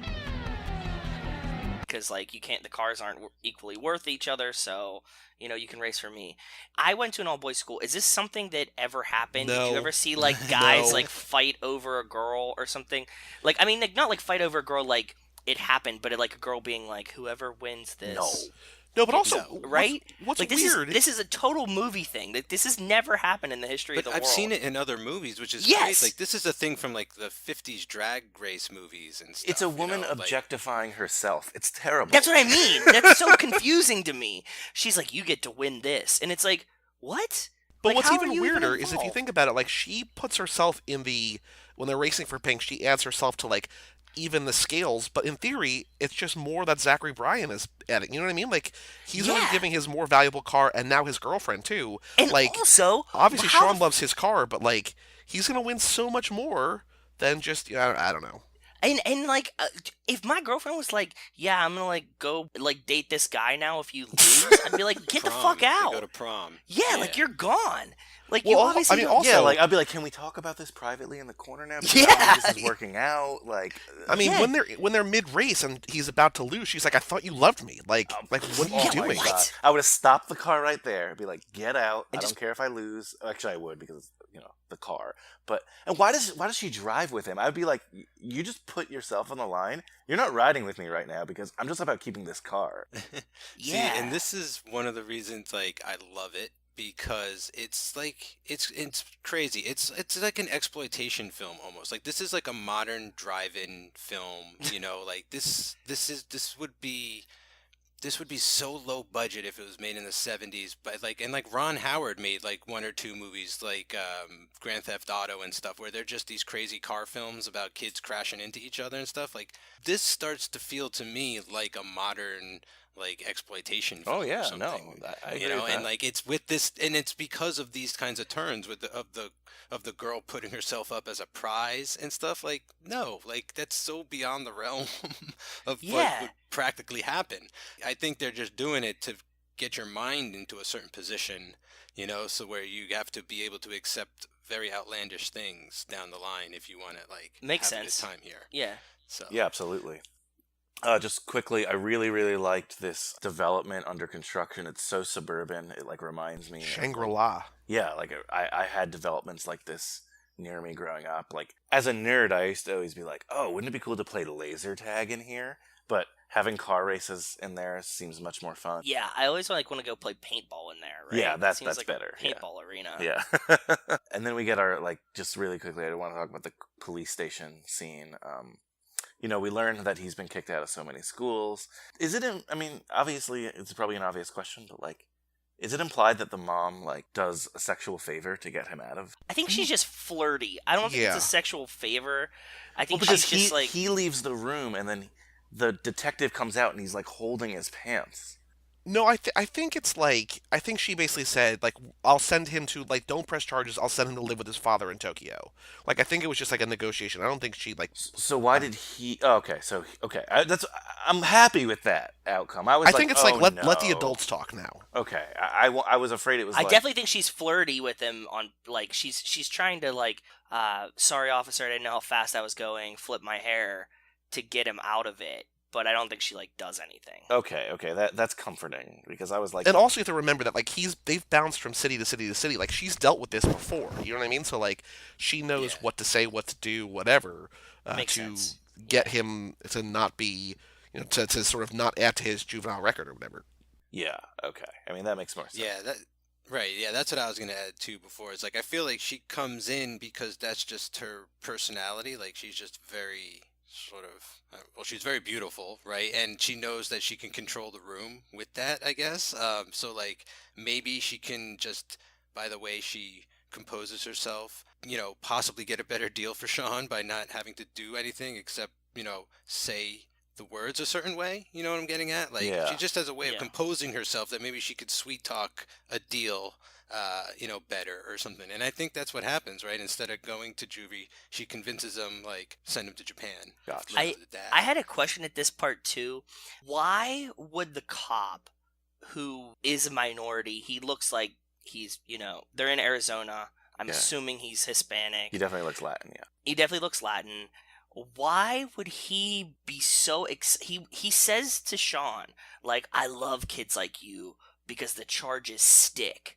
Like, why would you be going after the, like, white trash kid and be okay with, like, the upper echelon kids getting off with this? Like, wouldn't you be trying to work with him? Like, just, he's not the kids that, like, are pissing you off, right? It has to be, like, the rich kids that are annoying him. So, like, why is he so excited that he knows that he can, like, stick it to Sean, who's, like, a kid who would be more of, like, his... like where he is, like I totally hear you, Joe. Too. Like it feels to me like the scene should have been more of like a tough talk kind of thing. Like, listen, kid, like you're throwing your life away, like with this racing, same. like like those guys, like his dad's gonna pay for his whole life. Like He's we have set to up fight at for you. what we get. Yeah, like this Yeah, kind like of this thing. is a turning point for you. Like you got to decide like who you want to, I and, think like, this tough love guy kinda. 10 years ago gives that speech. I think now he's just so jaded and hates his job that he just needs collars, Yeah, I Yeah, think I his feel boss like is down. His boss is up his ass for like not closing enough cases, and like he just needs to like book kids, and like this is gonna help his numbers. Yeah, easy money. Fair. And I'm sure Sean has heard the speech, quote unquote, like 2 or 3 times anyway, so he's not listening at this point, right? I mean, he basically hears it 2 or 3 times like in this movie. You know what I mean? Like, Yeah. everybody's just like, "What are you doing with your life?" Yeah. It was just pretty coming from a much. weird place for me because I was like I can imagine if this was like a rich white cop that is like You know saying what's this so to weird Sean. too, Joe, is that cops have been so predominant in this series so far in the first 2 movies, and we've had so many detectives and so many policemen that keep track of and all this. And here, this is it. Like this is basically all the cops that we're gonna deal with, and the only ones with any real lines in it. And Yeah. he's really coming across like kind of raw, like as a hard ass. Like this guy, this is the guy who's chewing out Brian for almost like Yeah. in his cover. Like not this cop. So We're so used to crooked cops and stuff. I'm like, why do we get like a straight edge one all of a sudden? And I don't think anyone has ever discussed this early scene in this film as much as we have. Because, I mean, but it's high school, and I like talking about it. yeah. I got okay, so here's a question for you guys. Anyone ever get arrested in high school? I got an underage drinking violation, in which point I told the police that my parents didn't have a phone until they had to let me go. The cop was like, we're going to call your parents to have them come get you. I was like, they don't own phones. And it worked. Yeah, they had to let me go. Wow. It was incredible. I was like, you're either going to book me, or because I was like, look, I'm going to bluff this. And worst case scenario, I called him. And he folded first. He folded. Wow. Yeah, and let me walk. I'm impressed. It was a great move, man. I was too shiesty like this. Kids, if you're Like- listening, take advice from your Uncle Joe, too. Yeah, yeah. Just be. No, it was great. It was so funny. He was like, "You have a cell phone," and I'm like, "Yeah." And he's like, how do you have a cell phone on your parents' phone? I was like, I pay for my cell phone. And he's like, what do you do if you want to talk to your parents? I was like, go downstairs. They live in my house. What are you talking about? And he's so frustrated, but it worked really well. I didn't get arrested per se, but really dorky story. Me and my improv team were out one night, and, well, we used to play this game where we used to find, like, a twig or a stick, and someone in my passenger seat would see if they could hit mailboxes with the stick they found. Okay, yeah, that makes sense. And then, like, one night it elevated to a baseball bat. Yeah, of course. That's where this is logically where this was going. And yeah, so like the guy in my passenger seat, there was a mailbox he really hated that it was like of like a dog. Like it looked like a dog, you know, like it was too elaborate Yeah. for him. And he's like, I'm gonna get that mailbox. He trashed the mailbox. Cops found us, pulled me over. Luckily we saw the cops coming and we stashed the bat in the woods, so they never found the weapon technically. Okay. And, you know, we all were like kind of, oh, I don't know what's happening. I don't know. And like the guy who hit the mailbox was the one who ended up getting in trouble. But it was 12:01. I was driving my mom's car, actually. It was 12:01, and the registration expired by 1 minute. No. Yeah, and they're like, yeah, we have to impound the car. So, otherwise my parents would not have found out. But I was like, hey, it's your car. You didn't get the registration, you know? Good argument. Yeah, I like it. So, yeah, I really didn't get in trouble for that, but I had to be picked up at the police station. Yeah. That sucks. That's just shitty of them. The cops got you. They won that one. Yeah. I won mine. You lost yours. We're even karmically, so that's good. Joey, did you get arrested? Do you think I got arrested? Knowing me? I don't know. You don't reveal your high school experience. No, absolutely not. I don't think Joey was anywhere near any place that he could have possibly gotten arrested. Exactly. That story though, kind of in a way, like the Brian story reminds me, Joe, of I don't know if you talked about it last week, but the game that you played that you showed me how to play, walking back from bars in Pittsburgh. No, I haven't talked about this at all. So my friends and I, Brian, you had a good story. We used to like to go to this bar, and it was in a pretty nice neighborhood in Pittsburgh. Like, not like a super bougie neighborhood. It was like still in the city and stuff, but it was a pretty nice neighborhood. Shout out Alex in Wonderland. Shout out Alex in Wonderland. And we used to play this game called Who Left Their Doors Unlocked.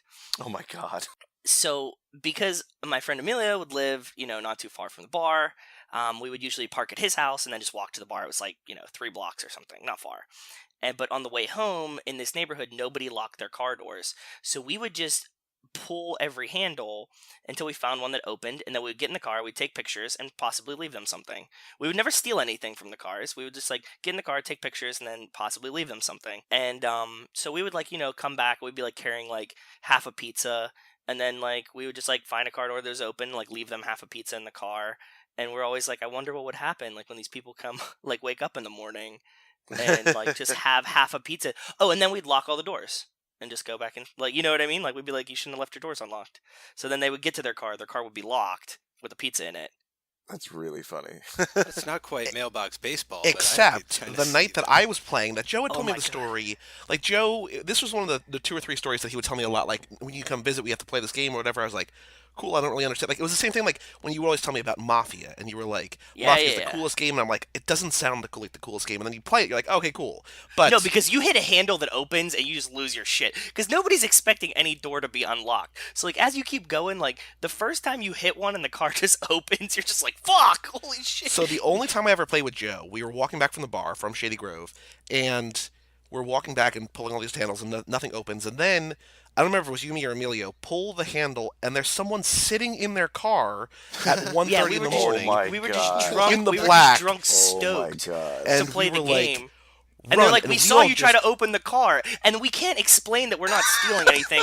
We're just trying to open the cars and take pictures in them. So they think that we're trying to rob cars. So we just run. And we all bolted to Joe's house, and we're just laughing, but also out of breath because we're sprinting as fast. Because who knows if that person has a gun or a knife or anything, or Yeah, is going to call anything. the cops.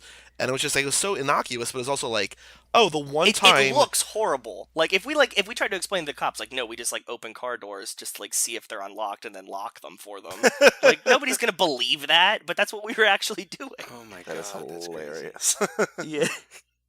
Wow. Sorry, we got Anyway, to there. Go ahead. Did you get arrested, March Mike Manzi? March 23rd, 1995. Okay. Lunchtime during school. Wow. Me and two friends walked. So like our school is sort of near like the town pool, I guess. Like it's very close. Okay. So lunchtime, we decided this to go going? go over to the pool. We had this empty soda can and we poked a couple holes in it. And then we just started to smoke weed out of it.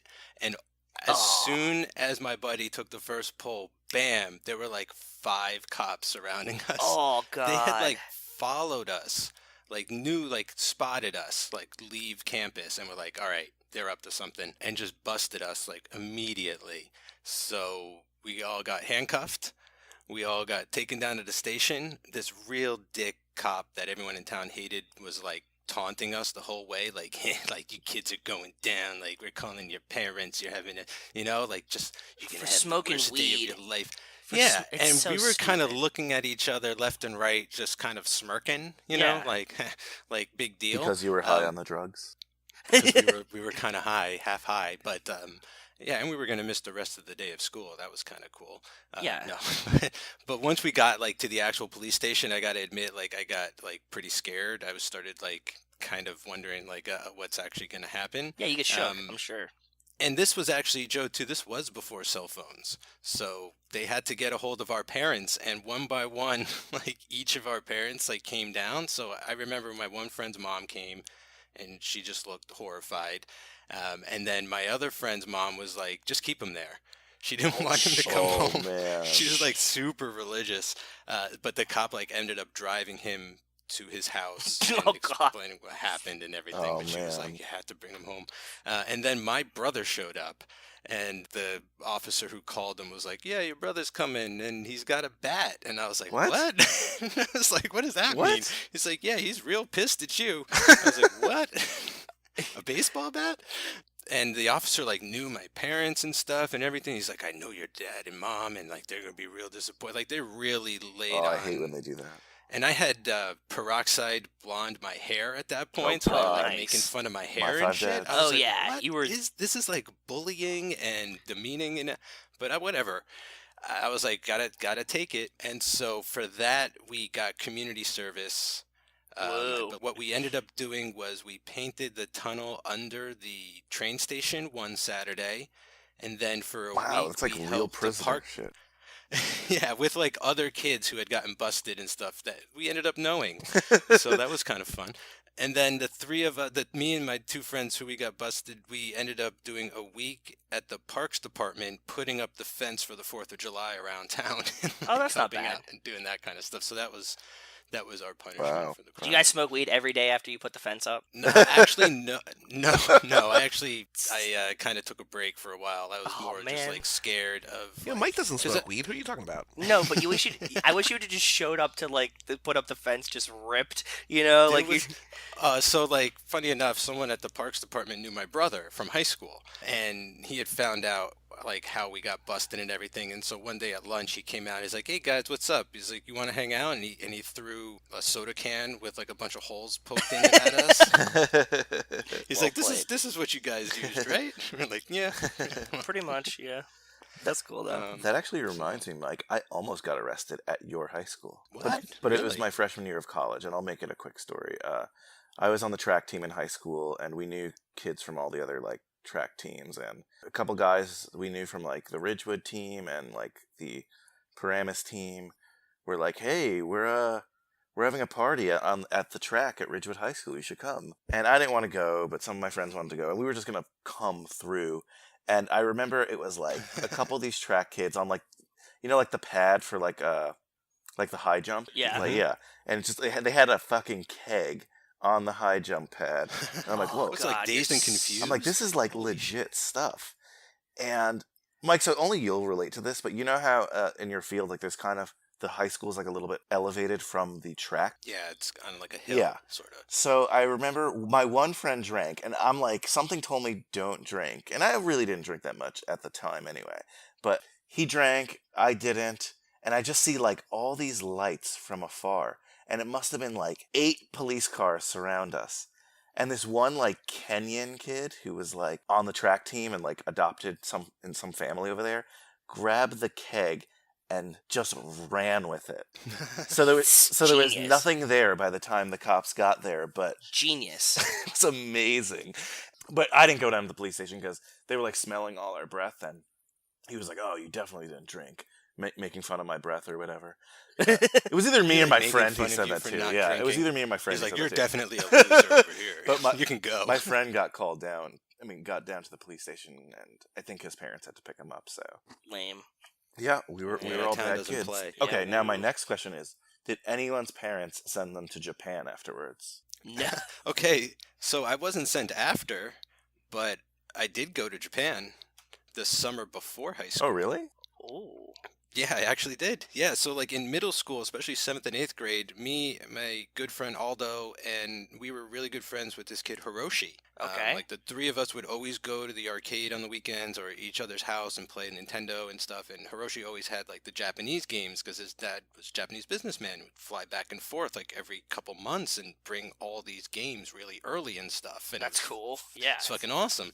And then one day his dad we were going somewhere and he just asked us, he's like, "Would you guys like to come to Japan this summer?" And like his family came over and talked to my family, and like we all had like this big powwow and, figured it out.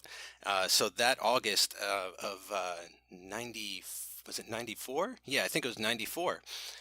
So like I was 13, and we were there for 10 days, I That's believe. cool. And it was great. He lived in Osaka. The flight was terrible. Oh my God, I So related long. to Sean so well during that flight. Yeah, so he lived in Osaka, and we spent a lot of time in Kyoto. I bought a lot of video games. Like that was course. primarily like what we were there for. One of the best night we had, I think, was what's crazy is, fireworks are totally legal like everywhere Oh, yeah. in Japan and stuff. So we go into Kyoto one day to go shopping for fireworks specifically, and the lady at the store was just like so happy to have like American kids there that they gave us all this free shit, like tons of free shit. And so my friend lives kind of like down the block from a river with like this bridge, and people would all go down there at night and light off fireworks and stuff. Yeah. So like I guess 5 or 6 days we'd been there, and like we had kind of not really gone out too much at night, but Because you're that kids, night you're we- like 13, so like you're not going out. So yeah. Well, I mean, 13 we is actually- legal in Japan, as we Age of learned consent. from the Oh, last God. episode. you guys And we are a actually ended mess. up riding the train really late home one night. So like we did end up, I think that one night we went to Tokyo, like the three of us like went out exploring and didn't get home till like 1. Because like, well, my friend was like, he knew his way around like perfectly. Yeah, and it's safe, but at the same time, like you're not like at the club, so yeah. I get No, it. true. No, we're literally at arcades playing like Street Fighter and Exactly. stuff like that. Like hustling, hopefully trying to like gamble with like the Japanese teen kids, but that never really. We got our ass like never got to that point. I'll say, but that night with the fireworks was just like, I mean, it's seared into my memory. It was like magic or something, because like That's so cool. because the other thing too was just being like an American. I guess everyone was just really excited to talk to us too, and to like hang out by us and stuff. And so like everyone was coming over and like lighting off fireworks also. And then it started to rain really fucking hard, and so everyone just like started to book it back like to their cars and stuff. But we had walked. I remember we were walking home like really slow, like in the rain and stuff, because it was just like, I don't know, it just felt perfect, like I don't know, it was Yeah, a that's really awesome. fun time. So all the way over on the other side of the world, so that was great. And then funny enough, when we came home, we kind of had enough of each other for a while, I guess you could say. And I really didn't hang out with Aldo or Hiroshi for like a couple months maybe, but we're still actually all good friends. That's cool. And friends with them on Facebook, and keep the messaging going and all that kind of stuff. But yeah, so actually did go. That's Glad I got really to tell cool. like a little bit of that experience finally. I feel like I've been teasing it across the network for a while. But You've been holding that one in. So your experience was not too similar to Sean's, because you were a cool guy, Jin. Sean was not very accepted when he went to Japan. Yeah, that's true. No, like everywhere we went, and we went to like a lot, we did all the tourist stuff, like all the temples and all the, I have tons of those pictures somewhere. Yeah, and I never bothered us or, I thought it was kind of cool to get like recognized. I felt like almost famous or something for doing nothing, and you're like 13 and you're getting like That's this really cool. attention from nowhere. And I was like, yeah, I'll just say hi to this stranger. Like, sure, whatever. Yeah, that's the one thing you notice. I mean, I've never been to Japan, but that's the one thing you notice, like, at least in film, like, the American people look like they stick out like a sore thumb. Yeah, it's like 95% Asian. Like it's like 90% Japanese people in Japan and like 95% Asian. Crazy. So like if you're a white person, you just stick out really, really bad. So I want to talk about, like, that and just basically Sean's Japanese high school experience, because we haven't had too many foreign high schools on High School Slumber Party, and what a, like, difference. And they have that really great, like, I don't know, I think there's like a Japanese song playing, and you see like just him being late for school and like his like uniform, which he looks so out of place in. There's like the food at the cafeteria, there's like the slipper scene. Yeah, he's so lost. I guess, what do you guys think of, like, that aspect of this film? Not something we usually see in a Fast and Furious film, but something I thought was really, really cool being a high school film fan. I think that a lot of people, the general audience for Fast and the Furious, may not be super exposed to culture. So I think from that aspect that it's really cool to show you like a completely different world. And in the high school thing, it's like it's so much different than what I had experienced or anything like that. So you see it and you're just like totally in awe of this. But like, yeah, like not meaning that in the bad way, but like I think like, if you're going to watch an action movie about cars, you might not be like a very well-traveled person. Is that bad to say? Well, I mean, in Hobbs and Shaw, we'll be going to Samoa, so I guess we'll get more culture then too. But I mean, I don't know. I mean, within this world though, Joe. I mean, like the car people see the entire world. Like every movie is a new place. Yeah, you know what I mean? But this is the first one, right? Well, no, because they go from Southern California to Miami to okay, now but to I mean, Tokyo. out of the country though. This is the first. It's one. the first time we get out of the country. But I'm saying like I think that's part of the allure of the movies.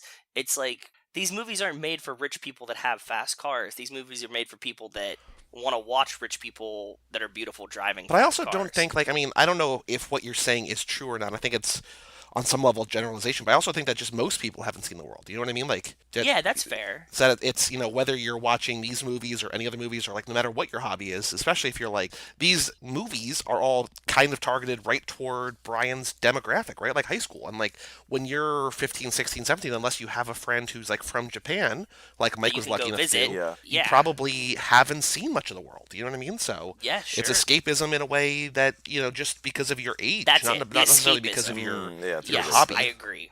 Yeah. High school is awkward and hard as it is.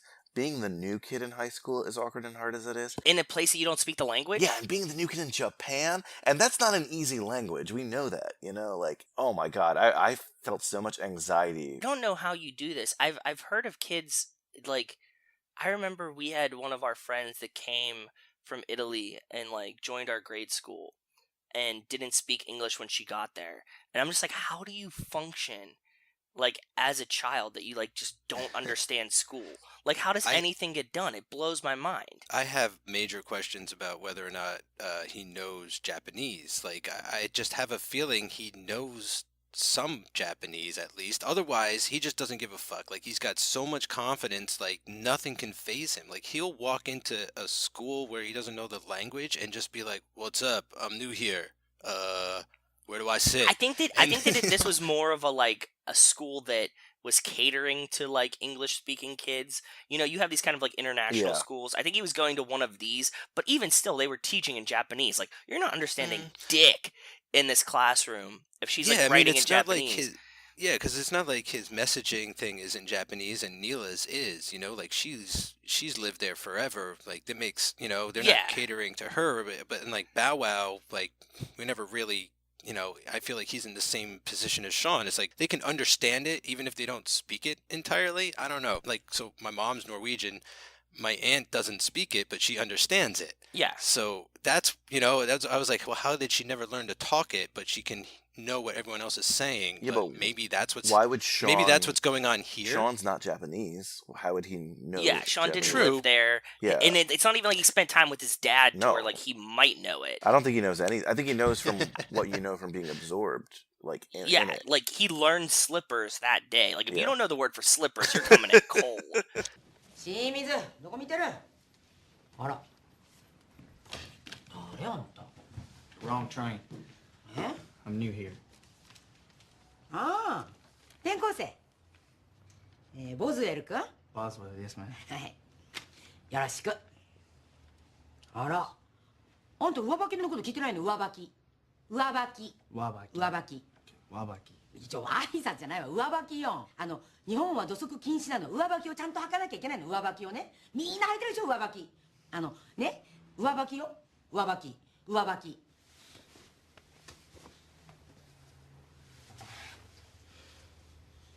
Wabaki. Like that's like Well, he didn't even know to take his shoes Yeah. off. in the yeah, building. even worse. There you go. I loved that teacher though. Like obviously I had no idea what she she's was awesome. saying, but like just good, terrible. But wait, high school guys, teacher. like I still want to know how the hell he made it to school. Then, like, how did he figure out his way The from train's the easy. airport? The Like, train's what easy. is- okay. The train you can handle the train. And also, Like- we don't know how. I mean, he gets there late. We don't know how Yeah. late, but he might have missed his entire morning of classes. You know what I mean? Like he might have That's been true. That's super true. incredibly late. He Very got there good for the point. class right before lunch. Yeah. And I know we talked about it a little, but I love the scene where Bow Wow meets him and he's like offering him all the stuff to sell, and he with the steering wheel. Japanese food is like the army. Don't ask, don't tell. Name's Twinkie. Hey, I noticed you ain't have a laptop. Yeah? I'll hook you up. Half price. No, I'm cool. 60% off. Since we're both army brats and everything. I ain't got no cash, man. And I ain't an army brat. All right. Well, what about a cell phone, huh? Everybody needs a cell phone. No offense, but I'm probably not gonna be here long enough to remember your name. Then you gonna need some new shoes to book town with, man. Like Michael Jordan? I love Michael Jordan. Check this out. Brand new Jordans. Not even out yet. LeBron James couldn't even get his hands on those. You selling a Sparko steering wheel? Hell no. That's mine right there. Man, I even paid retail for it.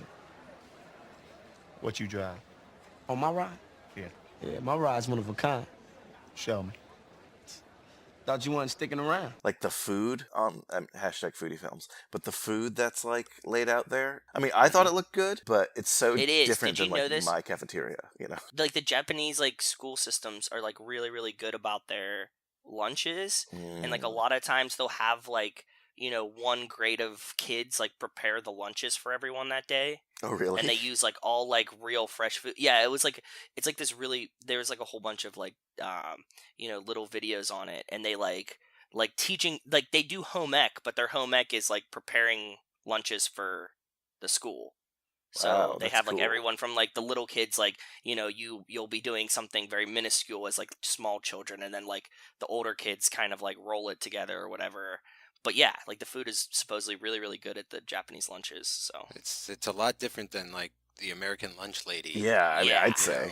Thing that we get. Like our school had Pizza Hut at least. Like that was kind of cool. Like when we had Really? pizza, but it was mostly like these dried out cheesesteaks that I ate for lunch. It's just like, yeah, okay, whatever. If you were from like England and you watched this movie, you'd be like, "Wow!" And it might be true, but like, "Wow, the American school system sucks, and the Japanese school system is amazing." Like, yeah, despite him not knowing what they're saying.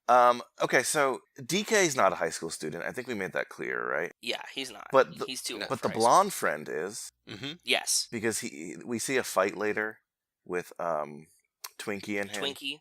Yeah, he's trying to get his iPod back. Yeah. He's trying to return the iPod. And it's funny, like, I'm like, all for an iPod, but like, again, different year, different mindset, though. Yeah, the year's a little iPods iffy. were expensive, dude. No, I know. 2013 especially. Whew.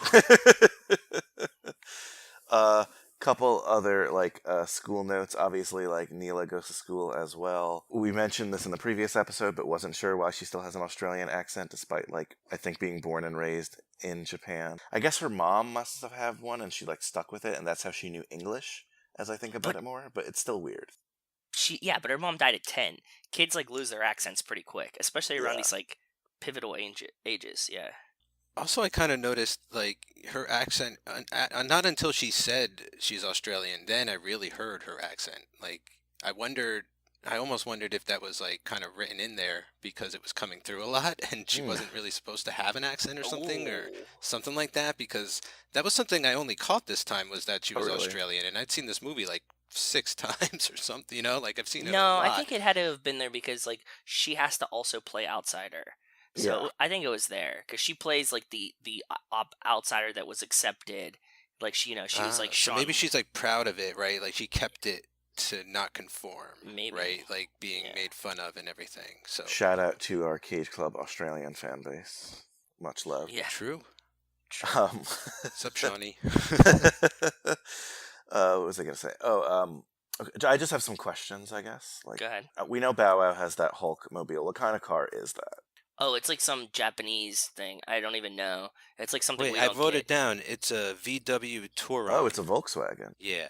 Oh, really? It's a Volkswagen? I didn't know it was a Volkswagen. Oh, that's interesting. Are you? It's going to fit it with a Hulk-themed paint job and an upgraded interior with TV monitors and subwoofers. Nice. Now. And all the action figures are apparently circa Eric Bana Hulk, when Universal still had the rights to the Hulk, and they were squeezing it in and out there, I guess. Now, okay, I gotta ask: are you a little upset that this car means that there'll never be a Marvel Universe, Fast and Furious Universe crossover? Because this car disqualifies it. Does it? How? I guess the only way it wouldn't is that he modeled it after the actual Hulk and not the comic book. No, because in Iron Man 2, it's been retrofitted that Spider-Man is wearing the Tony Stark mask, the Iron Man mask. This is just in admiration of the Hulk. Yeah, I feel I guess even you're right. Yeah. in Tony's and the Iron Man suit is almost it's heavily influenced from car culture and stuff in the movies. Tony Stark is a gearhead. He's got a garage full of classic cars and stuff. So it would be hilarious if one of his cars was a Hulk themed retro, tricked out Hulk car. Yeah, I remember. Or I could see a fan of the Hulk in the Marvel Universe driving this. So I guess it works. Bow Wow's favorite superhero. Yeah, they definitely have an Avengers where a bunch of little kids are wearing Avengers costumes. So they know it exists. Good point. If anything, I would say that. Oh, go ahead. With Idris Elba becoming a superhuman now, it's pretty logical that they could just morph it right into Marvel. So I kind of asked this on the last episode, and I said I would think about it some more, but I don't really have many more answers. But you guys answered it fine. Why does Han hang out with high school kids? So how'd you end up over here anyway? Well, those old westerns? The cowboys make a run for the border? This is my Mexico. Why did you let me race with your car? You knew I was gonna wreck it. Why not? Because it's a lot of money. I have money. It's trust and character I need around me. Who you choose to be around you, let you know who you are. One car in exchange for knowing what a man's made of. That's a price I can live with.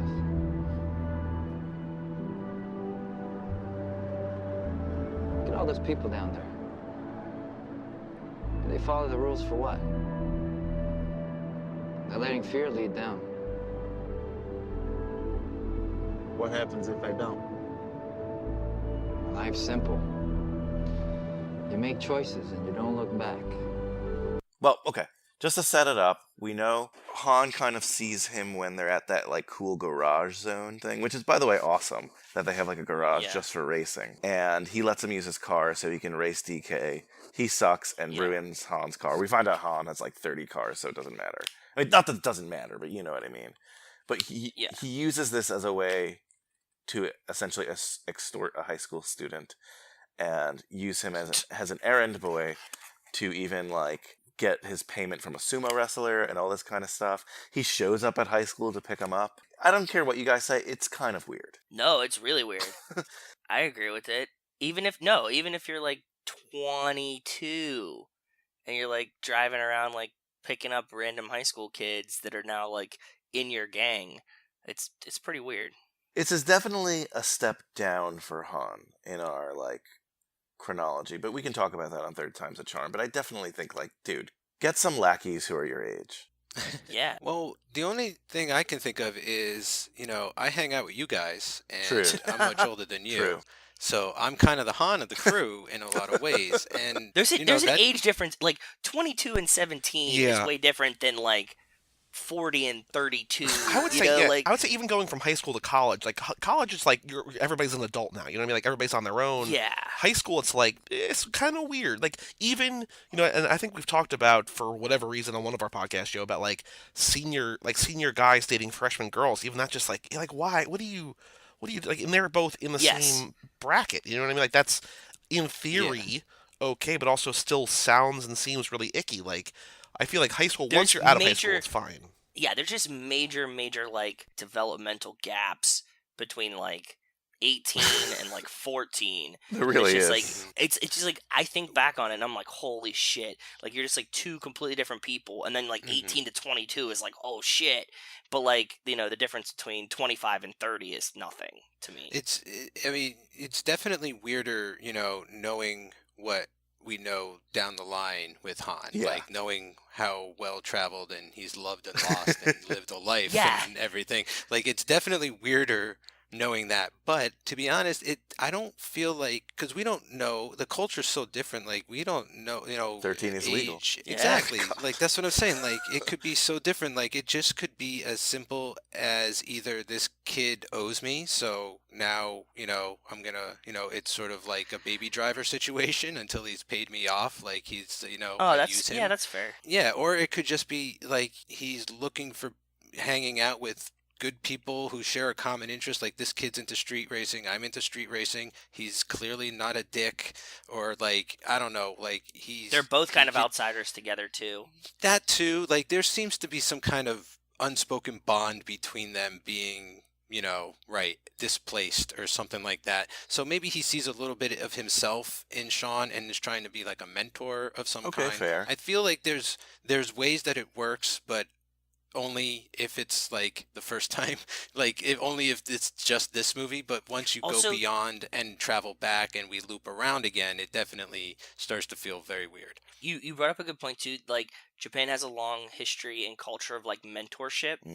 Like that's a good point. So it's like samurai teacher-student relationships.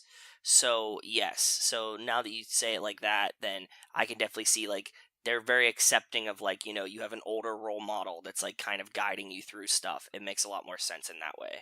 And there's a callback to a very famous high school film in this film that kind of has a similar relationship. Which is what? Now show me wax on, wax off. Karate Kid. He's like, there's no wax on and wax off and drifting. Yeah, that's right. Yeah, and when he teaches him how to drift and stuff. So you know what? You're convincing me. You're winning me over. I like this. This is good. Good. So basically, Lucas Black gets involved in the street racing world. He pisses off DK because he keeps flirting with Neela. Another, you guys talk about this movie. You'll be talking about this movie forever, apparently. So I don't want to dive too into scene by scene. So I'm just going to go with some questions I had. Eventually, Han dies, as we know. The mentor dies. Yes. Very sad scene. And, the police show up, right? And they kind of lose all their cars. Is that when they lose all their cars? Right? Yeah, they raid all of Han's cars out of the garage. Yes. Yeah, but he still's got to race the DK to be the top dog, basically. Yes. King of the mountain. Which is super cool. Like, I love that element. Like top of the rock. It's so much better than like, you get me for prom, Yeah. Exactly. Like, you're the man if you win, Like, we don't have to make it like a gender thing. Well, we talked about in the last lap, Brian, but like when you beat Drift King, you become Drift King. Like, it's like heavyweight champion of the world. Like, you are literally the coolest man on campus. You're the big man on campus if you beat Drift King. Wrestling rules. It's not like a season. It's like, you beat the champion, you are the champion. Exactly. Which is so awesome, and I love that element of this because it's so much more straightforward than a lot of the other Fast and Furious films, you know, like because it's like you race for pride and money in the other ones. This one, yeah, you do that too, but like to be DK, you're like the coolest guy in that scene. For sure, yeah. The whole scene runs through you. Pretty much. Which I thought was it would be like racing Dom and then you become Dom. Yeah, you lead. Which I guess kind of works, Well, right? although, at the end where Vin Diesel shows up post-credits, and it's, or at, not post-credits, but like the final little teaser, and, he says this guy knew Han, knowing what we know about Dom almost certainly, I know that, Sean is Drift King, but like, Dom almost certainly beats him. So, in our world, is Dom DK? Like when he goes back to America, I think I see. Does he abscond with the belt? No, I see it as a non-title match. Non-title. match. You're right. It is a non-title match. Definitely, like that's how I see it. Because I agree. Dom wouldn't take it, because he's not going to defend it. So if you're not going to defend it, because Dom always races for honor. Well, yeah, but I mean, in the honorable world, like if you watch your leader lose, are you going to see him as your leader still, even if it's a non-title match? Yeah, because this guy was just passing through. It's more friendly. Yeah. Yeah. But are they doing? It doesn't seem to me like they're going to do a drift race around the corners and. They definitely are, because that's what they say. Are they? They say to Dom, like this ain't no 10-second race or whatever. Like this is like you're on our turf now. Like this is how we're going to race here, and that's when he says I got nothing but time. So like they're going to do their thing. But also, Dom's not using a car that's like set up for drifting, so there's a chance that Dom could lose because he has a car that's like an old classic car. But you forget that Dom is superhuman. Yeah, it doesn't matter, Joe. Too like he wins because we don't need to Automancers. See it. Yeah, I guess that's true. Oh man, I guess that's true. Who knows? Plus, also in the world that we have established here, there's like we don't see Dom lose. Like Dom doesn't lose unless he wants to lose. Like unless he lets off the throttle so that Brian can win $1 million, so that his baby can have a little bit more of a padding. Like Dom doesn't lose. Yeah. So I guess my question, I mean, it's kind of related. So Sean's dad basically kicks him out. Okay, this is a little weird. I guess Han takes him into his actual home, right? Or like his lair. I guess only bad guys have lairs. The garage. The garage, yeah. He takes him to his garage. So he ends up living at the garage, but then when he needs a car, he goes back to like the car that his dad's working on. But they put like a Nissan engine in it. Is that possible? Why? I don't know that, but I do want to point out that this is such a Brian move. Not you, Brian, but Brian Earl Spillner. That Brian O'Connor, whatever you want to call him, that he's such a mooch, and he's also sleeping in a garage that he doesn't own. You know what I mean? So very hairy of him. Yeah. Oh, that's very interesting. True. Yeah. So it is possible, you think, to put a Nissan engine in that kind of car? It just depends on size. It just depends on size. If the motor fits in the front of the car, then yeah, it'll fit. Interesting. That's interesting. That's cool. I thought that was cool, like a cool concept. I didn't know how realistic it was, but it was just kind of Oh yeah, people swap engines all the time. Like it's very, very common. Yeah, even if it wasn't practical, I loved it thematically because it represents Sean as a person now. He's part of both worlds, and exactly. His car has to be half and half as well. Do you think exactly? Do you think he's still going to high school? Well, that's why I'm surprised we never got like a prom scene or something. I don't know about that. Well, honestly, like no, they like a mentioned dance, it at the very like beginning. a high school dance, yeah. Yeah, a dance. I mean, I'm not saying we need graduation, but like you think that they would just sort of hype the final race maybe a little bit more in school. I don't know. I was they kind of leave school. Drop out of That's high school. why I asked. We kind of don't through. see it much anymore. Keep in mind that we are still in the part of the franchise where movies are an hour 45 instead of 2:15, so there's like a half an hour less of just character building and world building that you can't show. So fair. That's fair. Yeah. And then again, you alluded to it. What drew me into this movie originally was the fact that Vin Diesel comes back.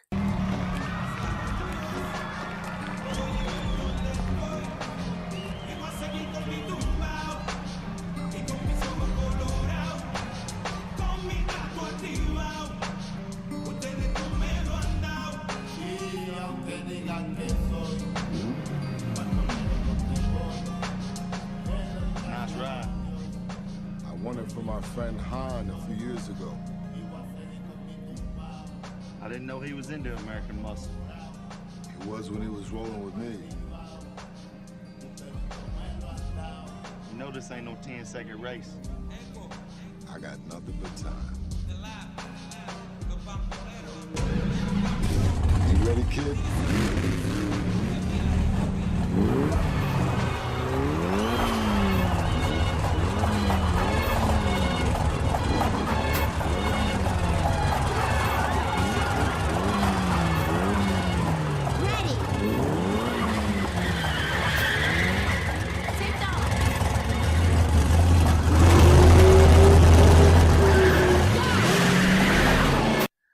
Like, that was cool. Yeah. And I know, Mike, you'll probably have more insight onto how that happened and stuff, so that's more a third time's a charm territory. Yeah, all I'll say about that now is I did not hear that Vin Diesel was back because I guess this was before I was scouring the internet and like on, I think like Ain't It Cool News was the only thing around back then, and I'd be damned if I was going on that site. But back before Harry Knowles was disgraced. Really, but I this was before really like things like this I felt I was hearing about, like, Easter eggs and leaks and stuff. Like I just wasn't really following that kind of stuff in movies, and so when it showed up I was like, holy shit. I thought it was crazy. I was like, I can't believe they got him, to be honest. Like this is nuts. Like where it could really go anywhere really needs to go, like anywhere it wants to now. Like I totally bought it. The reveal for me is what made me love this movie, not knowing it the first time I watched it. Is like when I heard the music, I was like, who? Oh no, it's not. And then like you just see like the side of his head. Dude, that's the best when the music blends is a stroke of genius. Like that is just so great. And the shot, just like them panning from the back to where like, your brain is knowing who it is, but you're not seeing it. You're like, can it really be Dom? And then like it is. And it gives this film the stamp of approval. Like any doubters about it, and look, everyone who just watched it probably like, and if you're a fan of the series, probably really enjoyed it.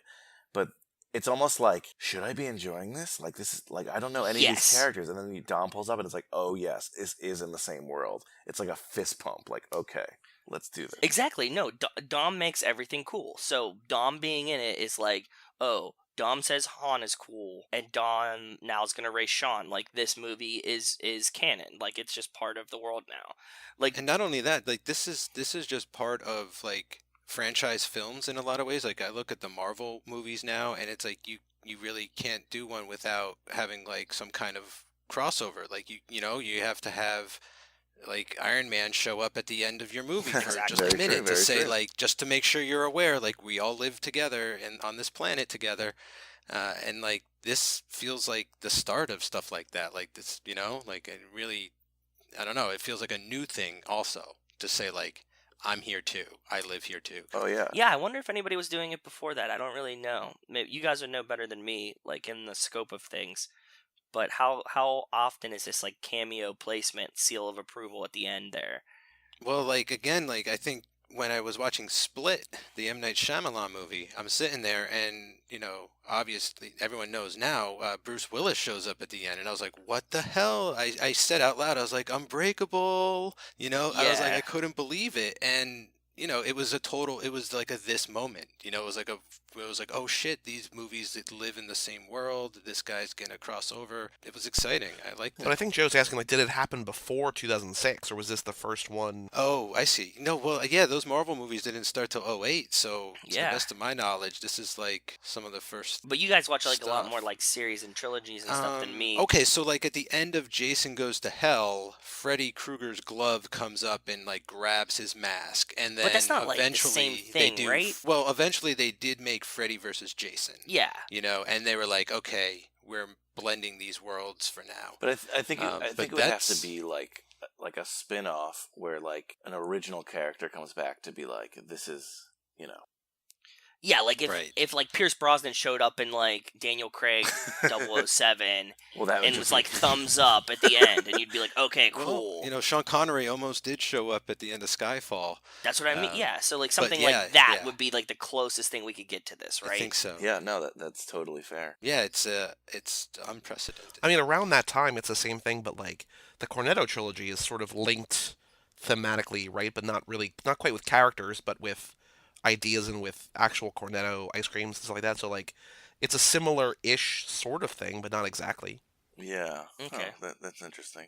We'll have to look into that. That'll be your homework, guys. Yeah. Some homework I'm assigning you there. I did hear that Vin Diesel came back because he didn't want any money. He was granted the rights to the Riddick franchise, and he was allowed to then take that and develop it into whatever he I thought felt you were like. definitely saving that for your show. I'm glad you put it. We also talked about it in the intro of our show too. Gotcha. So. Yeah, no, that doesn't go anywhere really as a conversation. It's just more of a trivial sort of thing.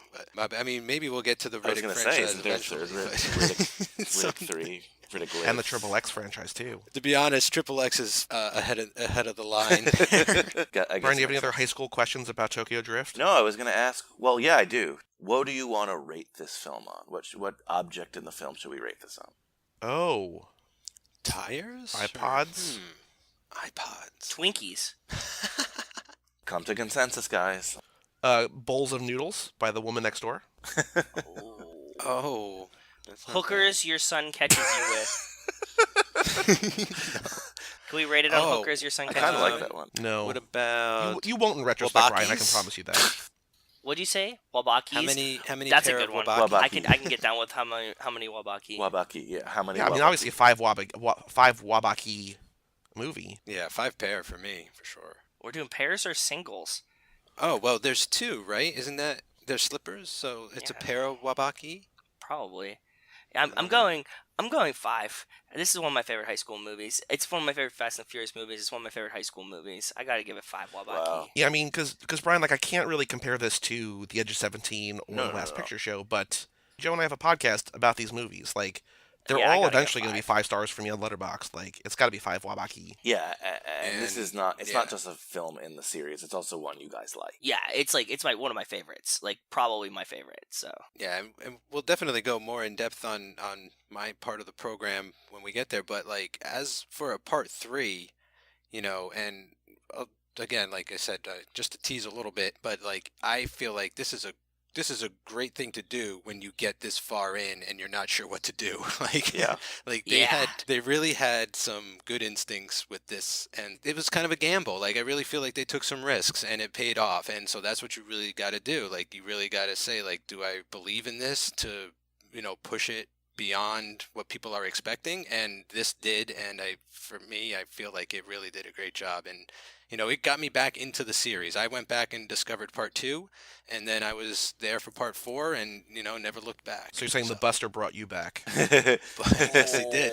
Good Buster line. brought me Good back. line. I'm gonna give it 4 wabaki pairs and 1 wabakis. Loose wabaki? Yeah, so a 4.5 on the regular scale. You know, just an awesome film. Anyone who really hates on this film, I think, hasn't seen it. You know, like there are a lot of haters who just, oh, that's stupid. Nobody from the other movies is in that one. You know, and that's like the biggest criticism I hear from like the streets. You know.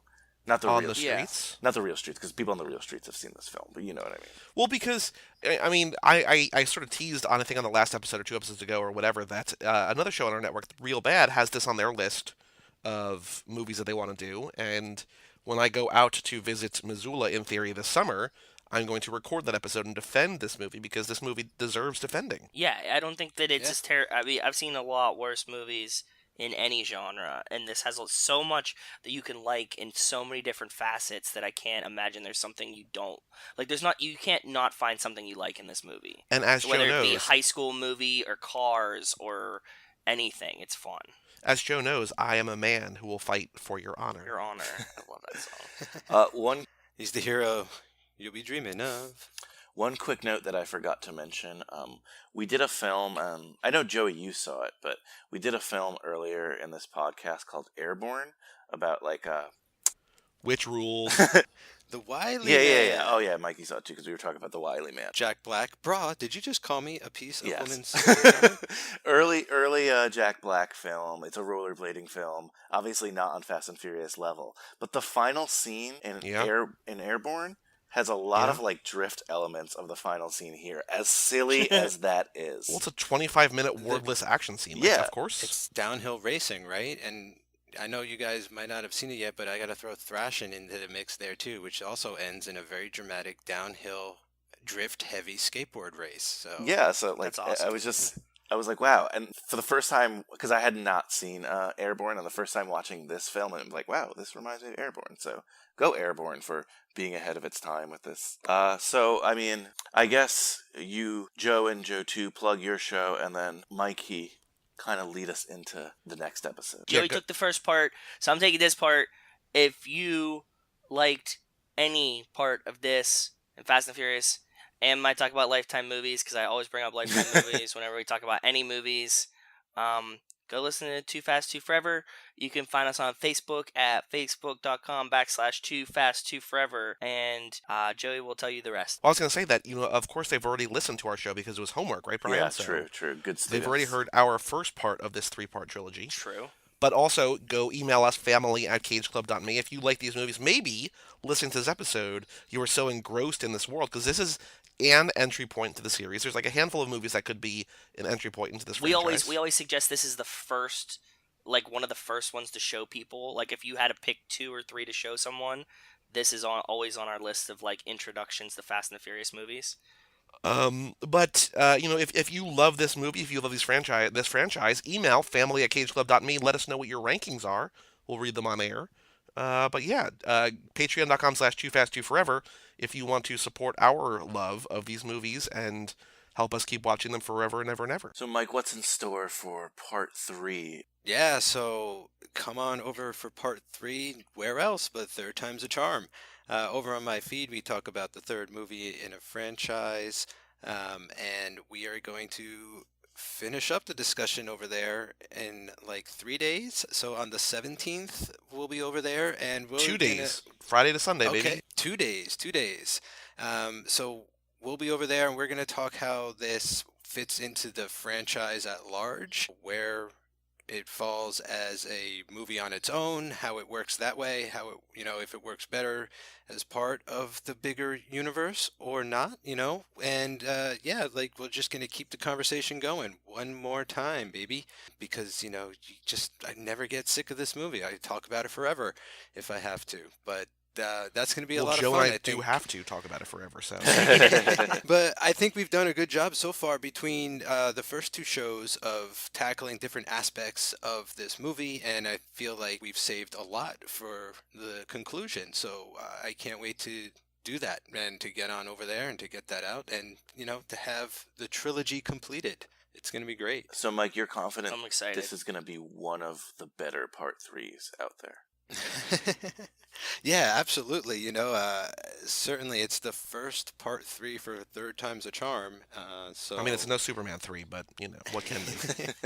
But yeah, no, I think that's kind of funny how my own show has its own part 3 now. So I really it fit too well. It fit too perfectly. Right. Beautiful. Yeah. It's just so beautiful. Shout out AAA. All right, guys. Well, Thank you, I'll see you in the Third Time's a Charm. I don't know. In my classroom? Yeah, see you guys in my classroom. We're about to get schooled, right? Let's do it. If that doesn't pump you up, I don't know what will. Can't wait to join Mike Manzi on Third Time's a Charm. Of course, with Joey and Joe. And we're going to have a good time again chatting about this film, because there's more to chat about. My focus today was more on the high school stuff. Mike Manzi's probably going to focus on the entire series and the film itself, and you definitely don't want to miss that. That drops in 2 days from this release date.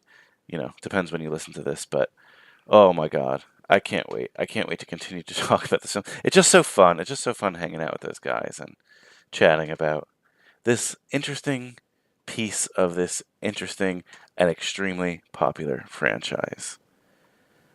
By the way, happy Valentine's Day. I forgot to wish you that at the beginning of the episode. Feel bad.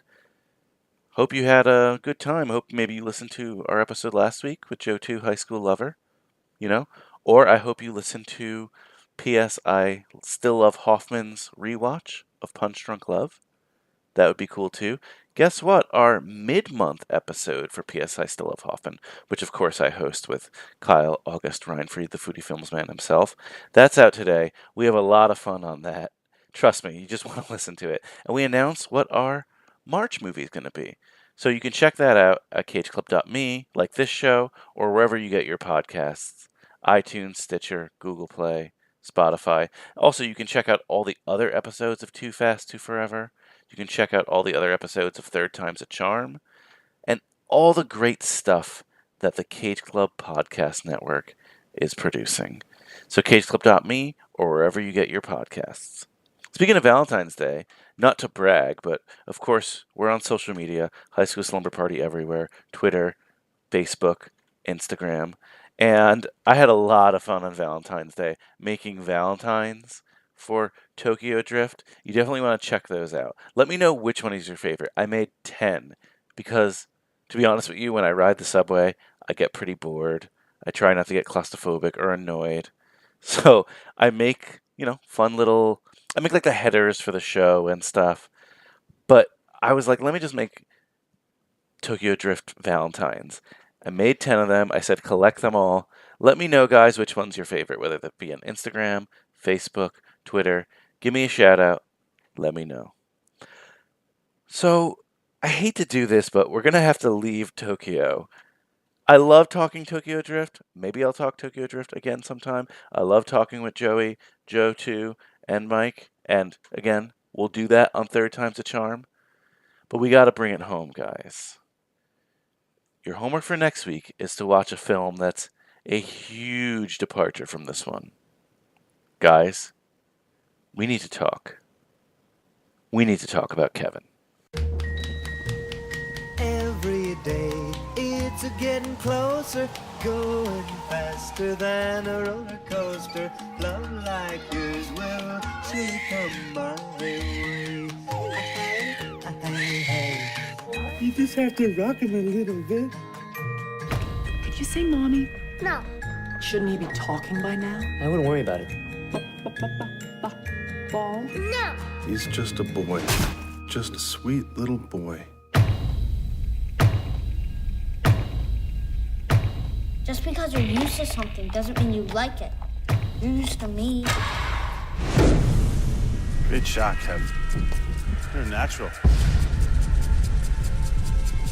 First he cries too much, then he's too quiet. And you see it as some kind of personal vendetta? You think I'm exaggerating?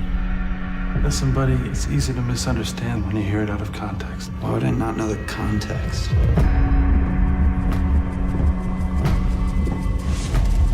Franklin, pick up the phone. He's just a sweet little Pick up the phone.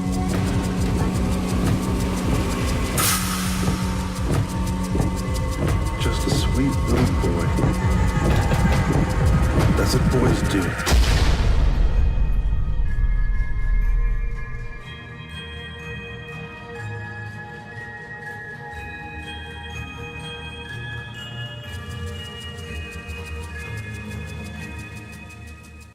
If you haven't seen it, watch it.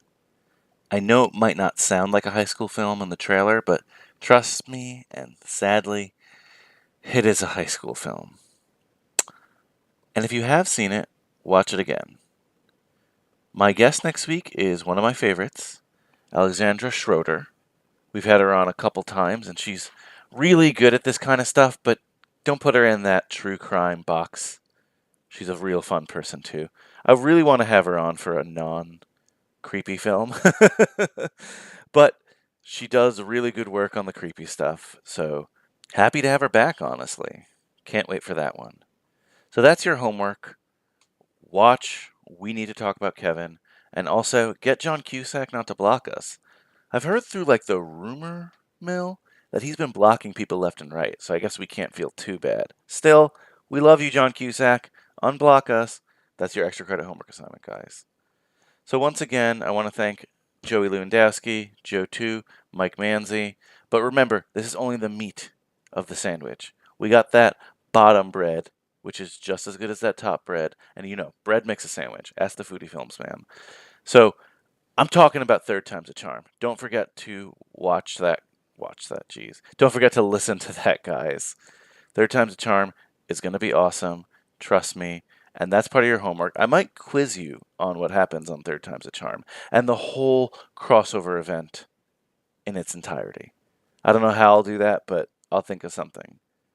So remember, guys, like I said, like us on Facebook, Instagram, and Twitter. The best thing you can do for this show, well, two things. Rate us on iTunes. Give us a nice 5-star review. Tell us why you love High School Slumber Party, and tell a friend.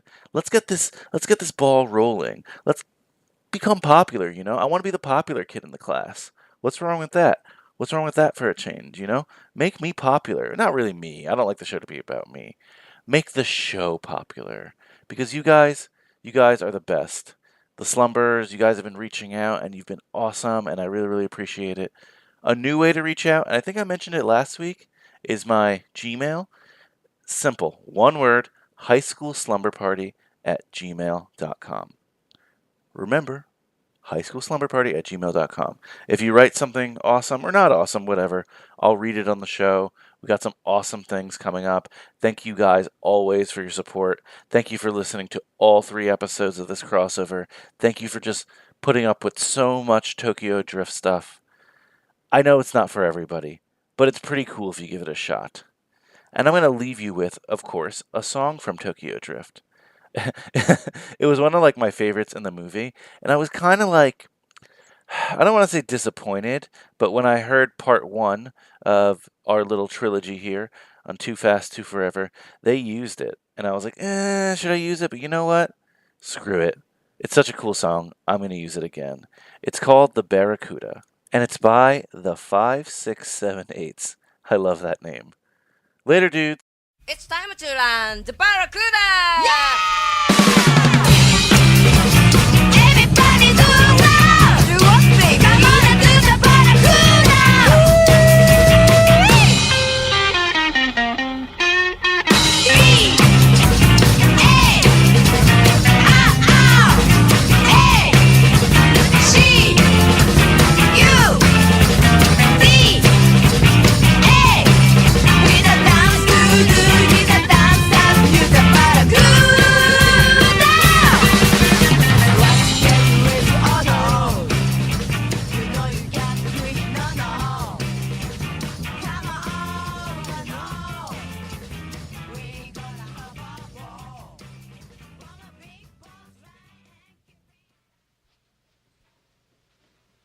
You're still here?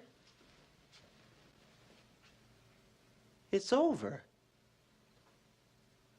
Go home.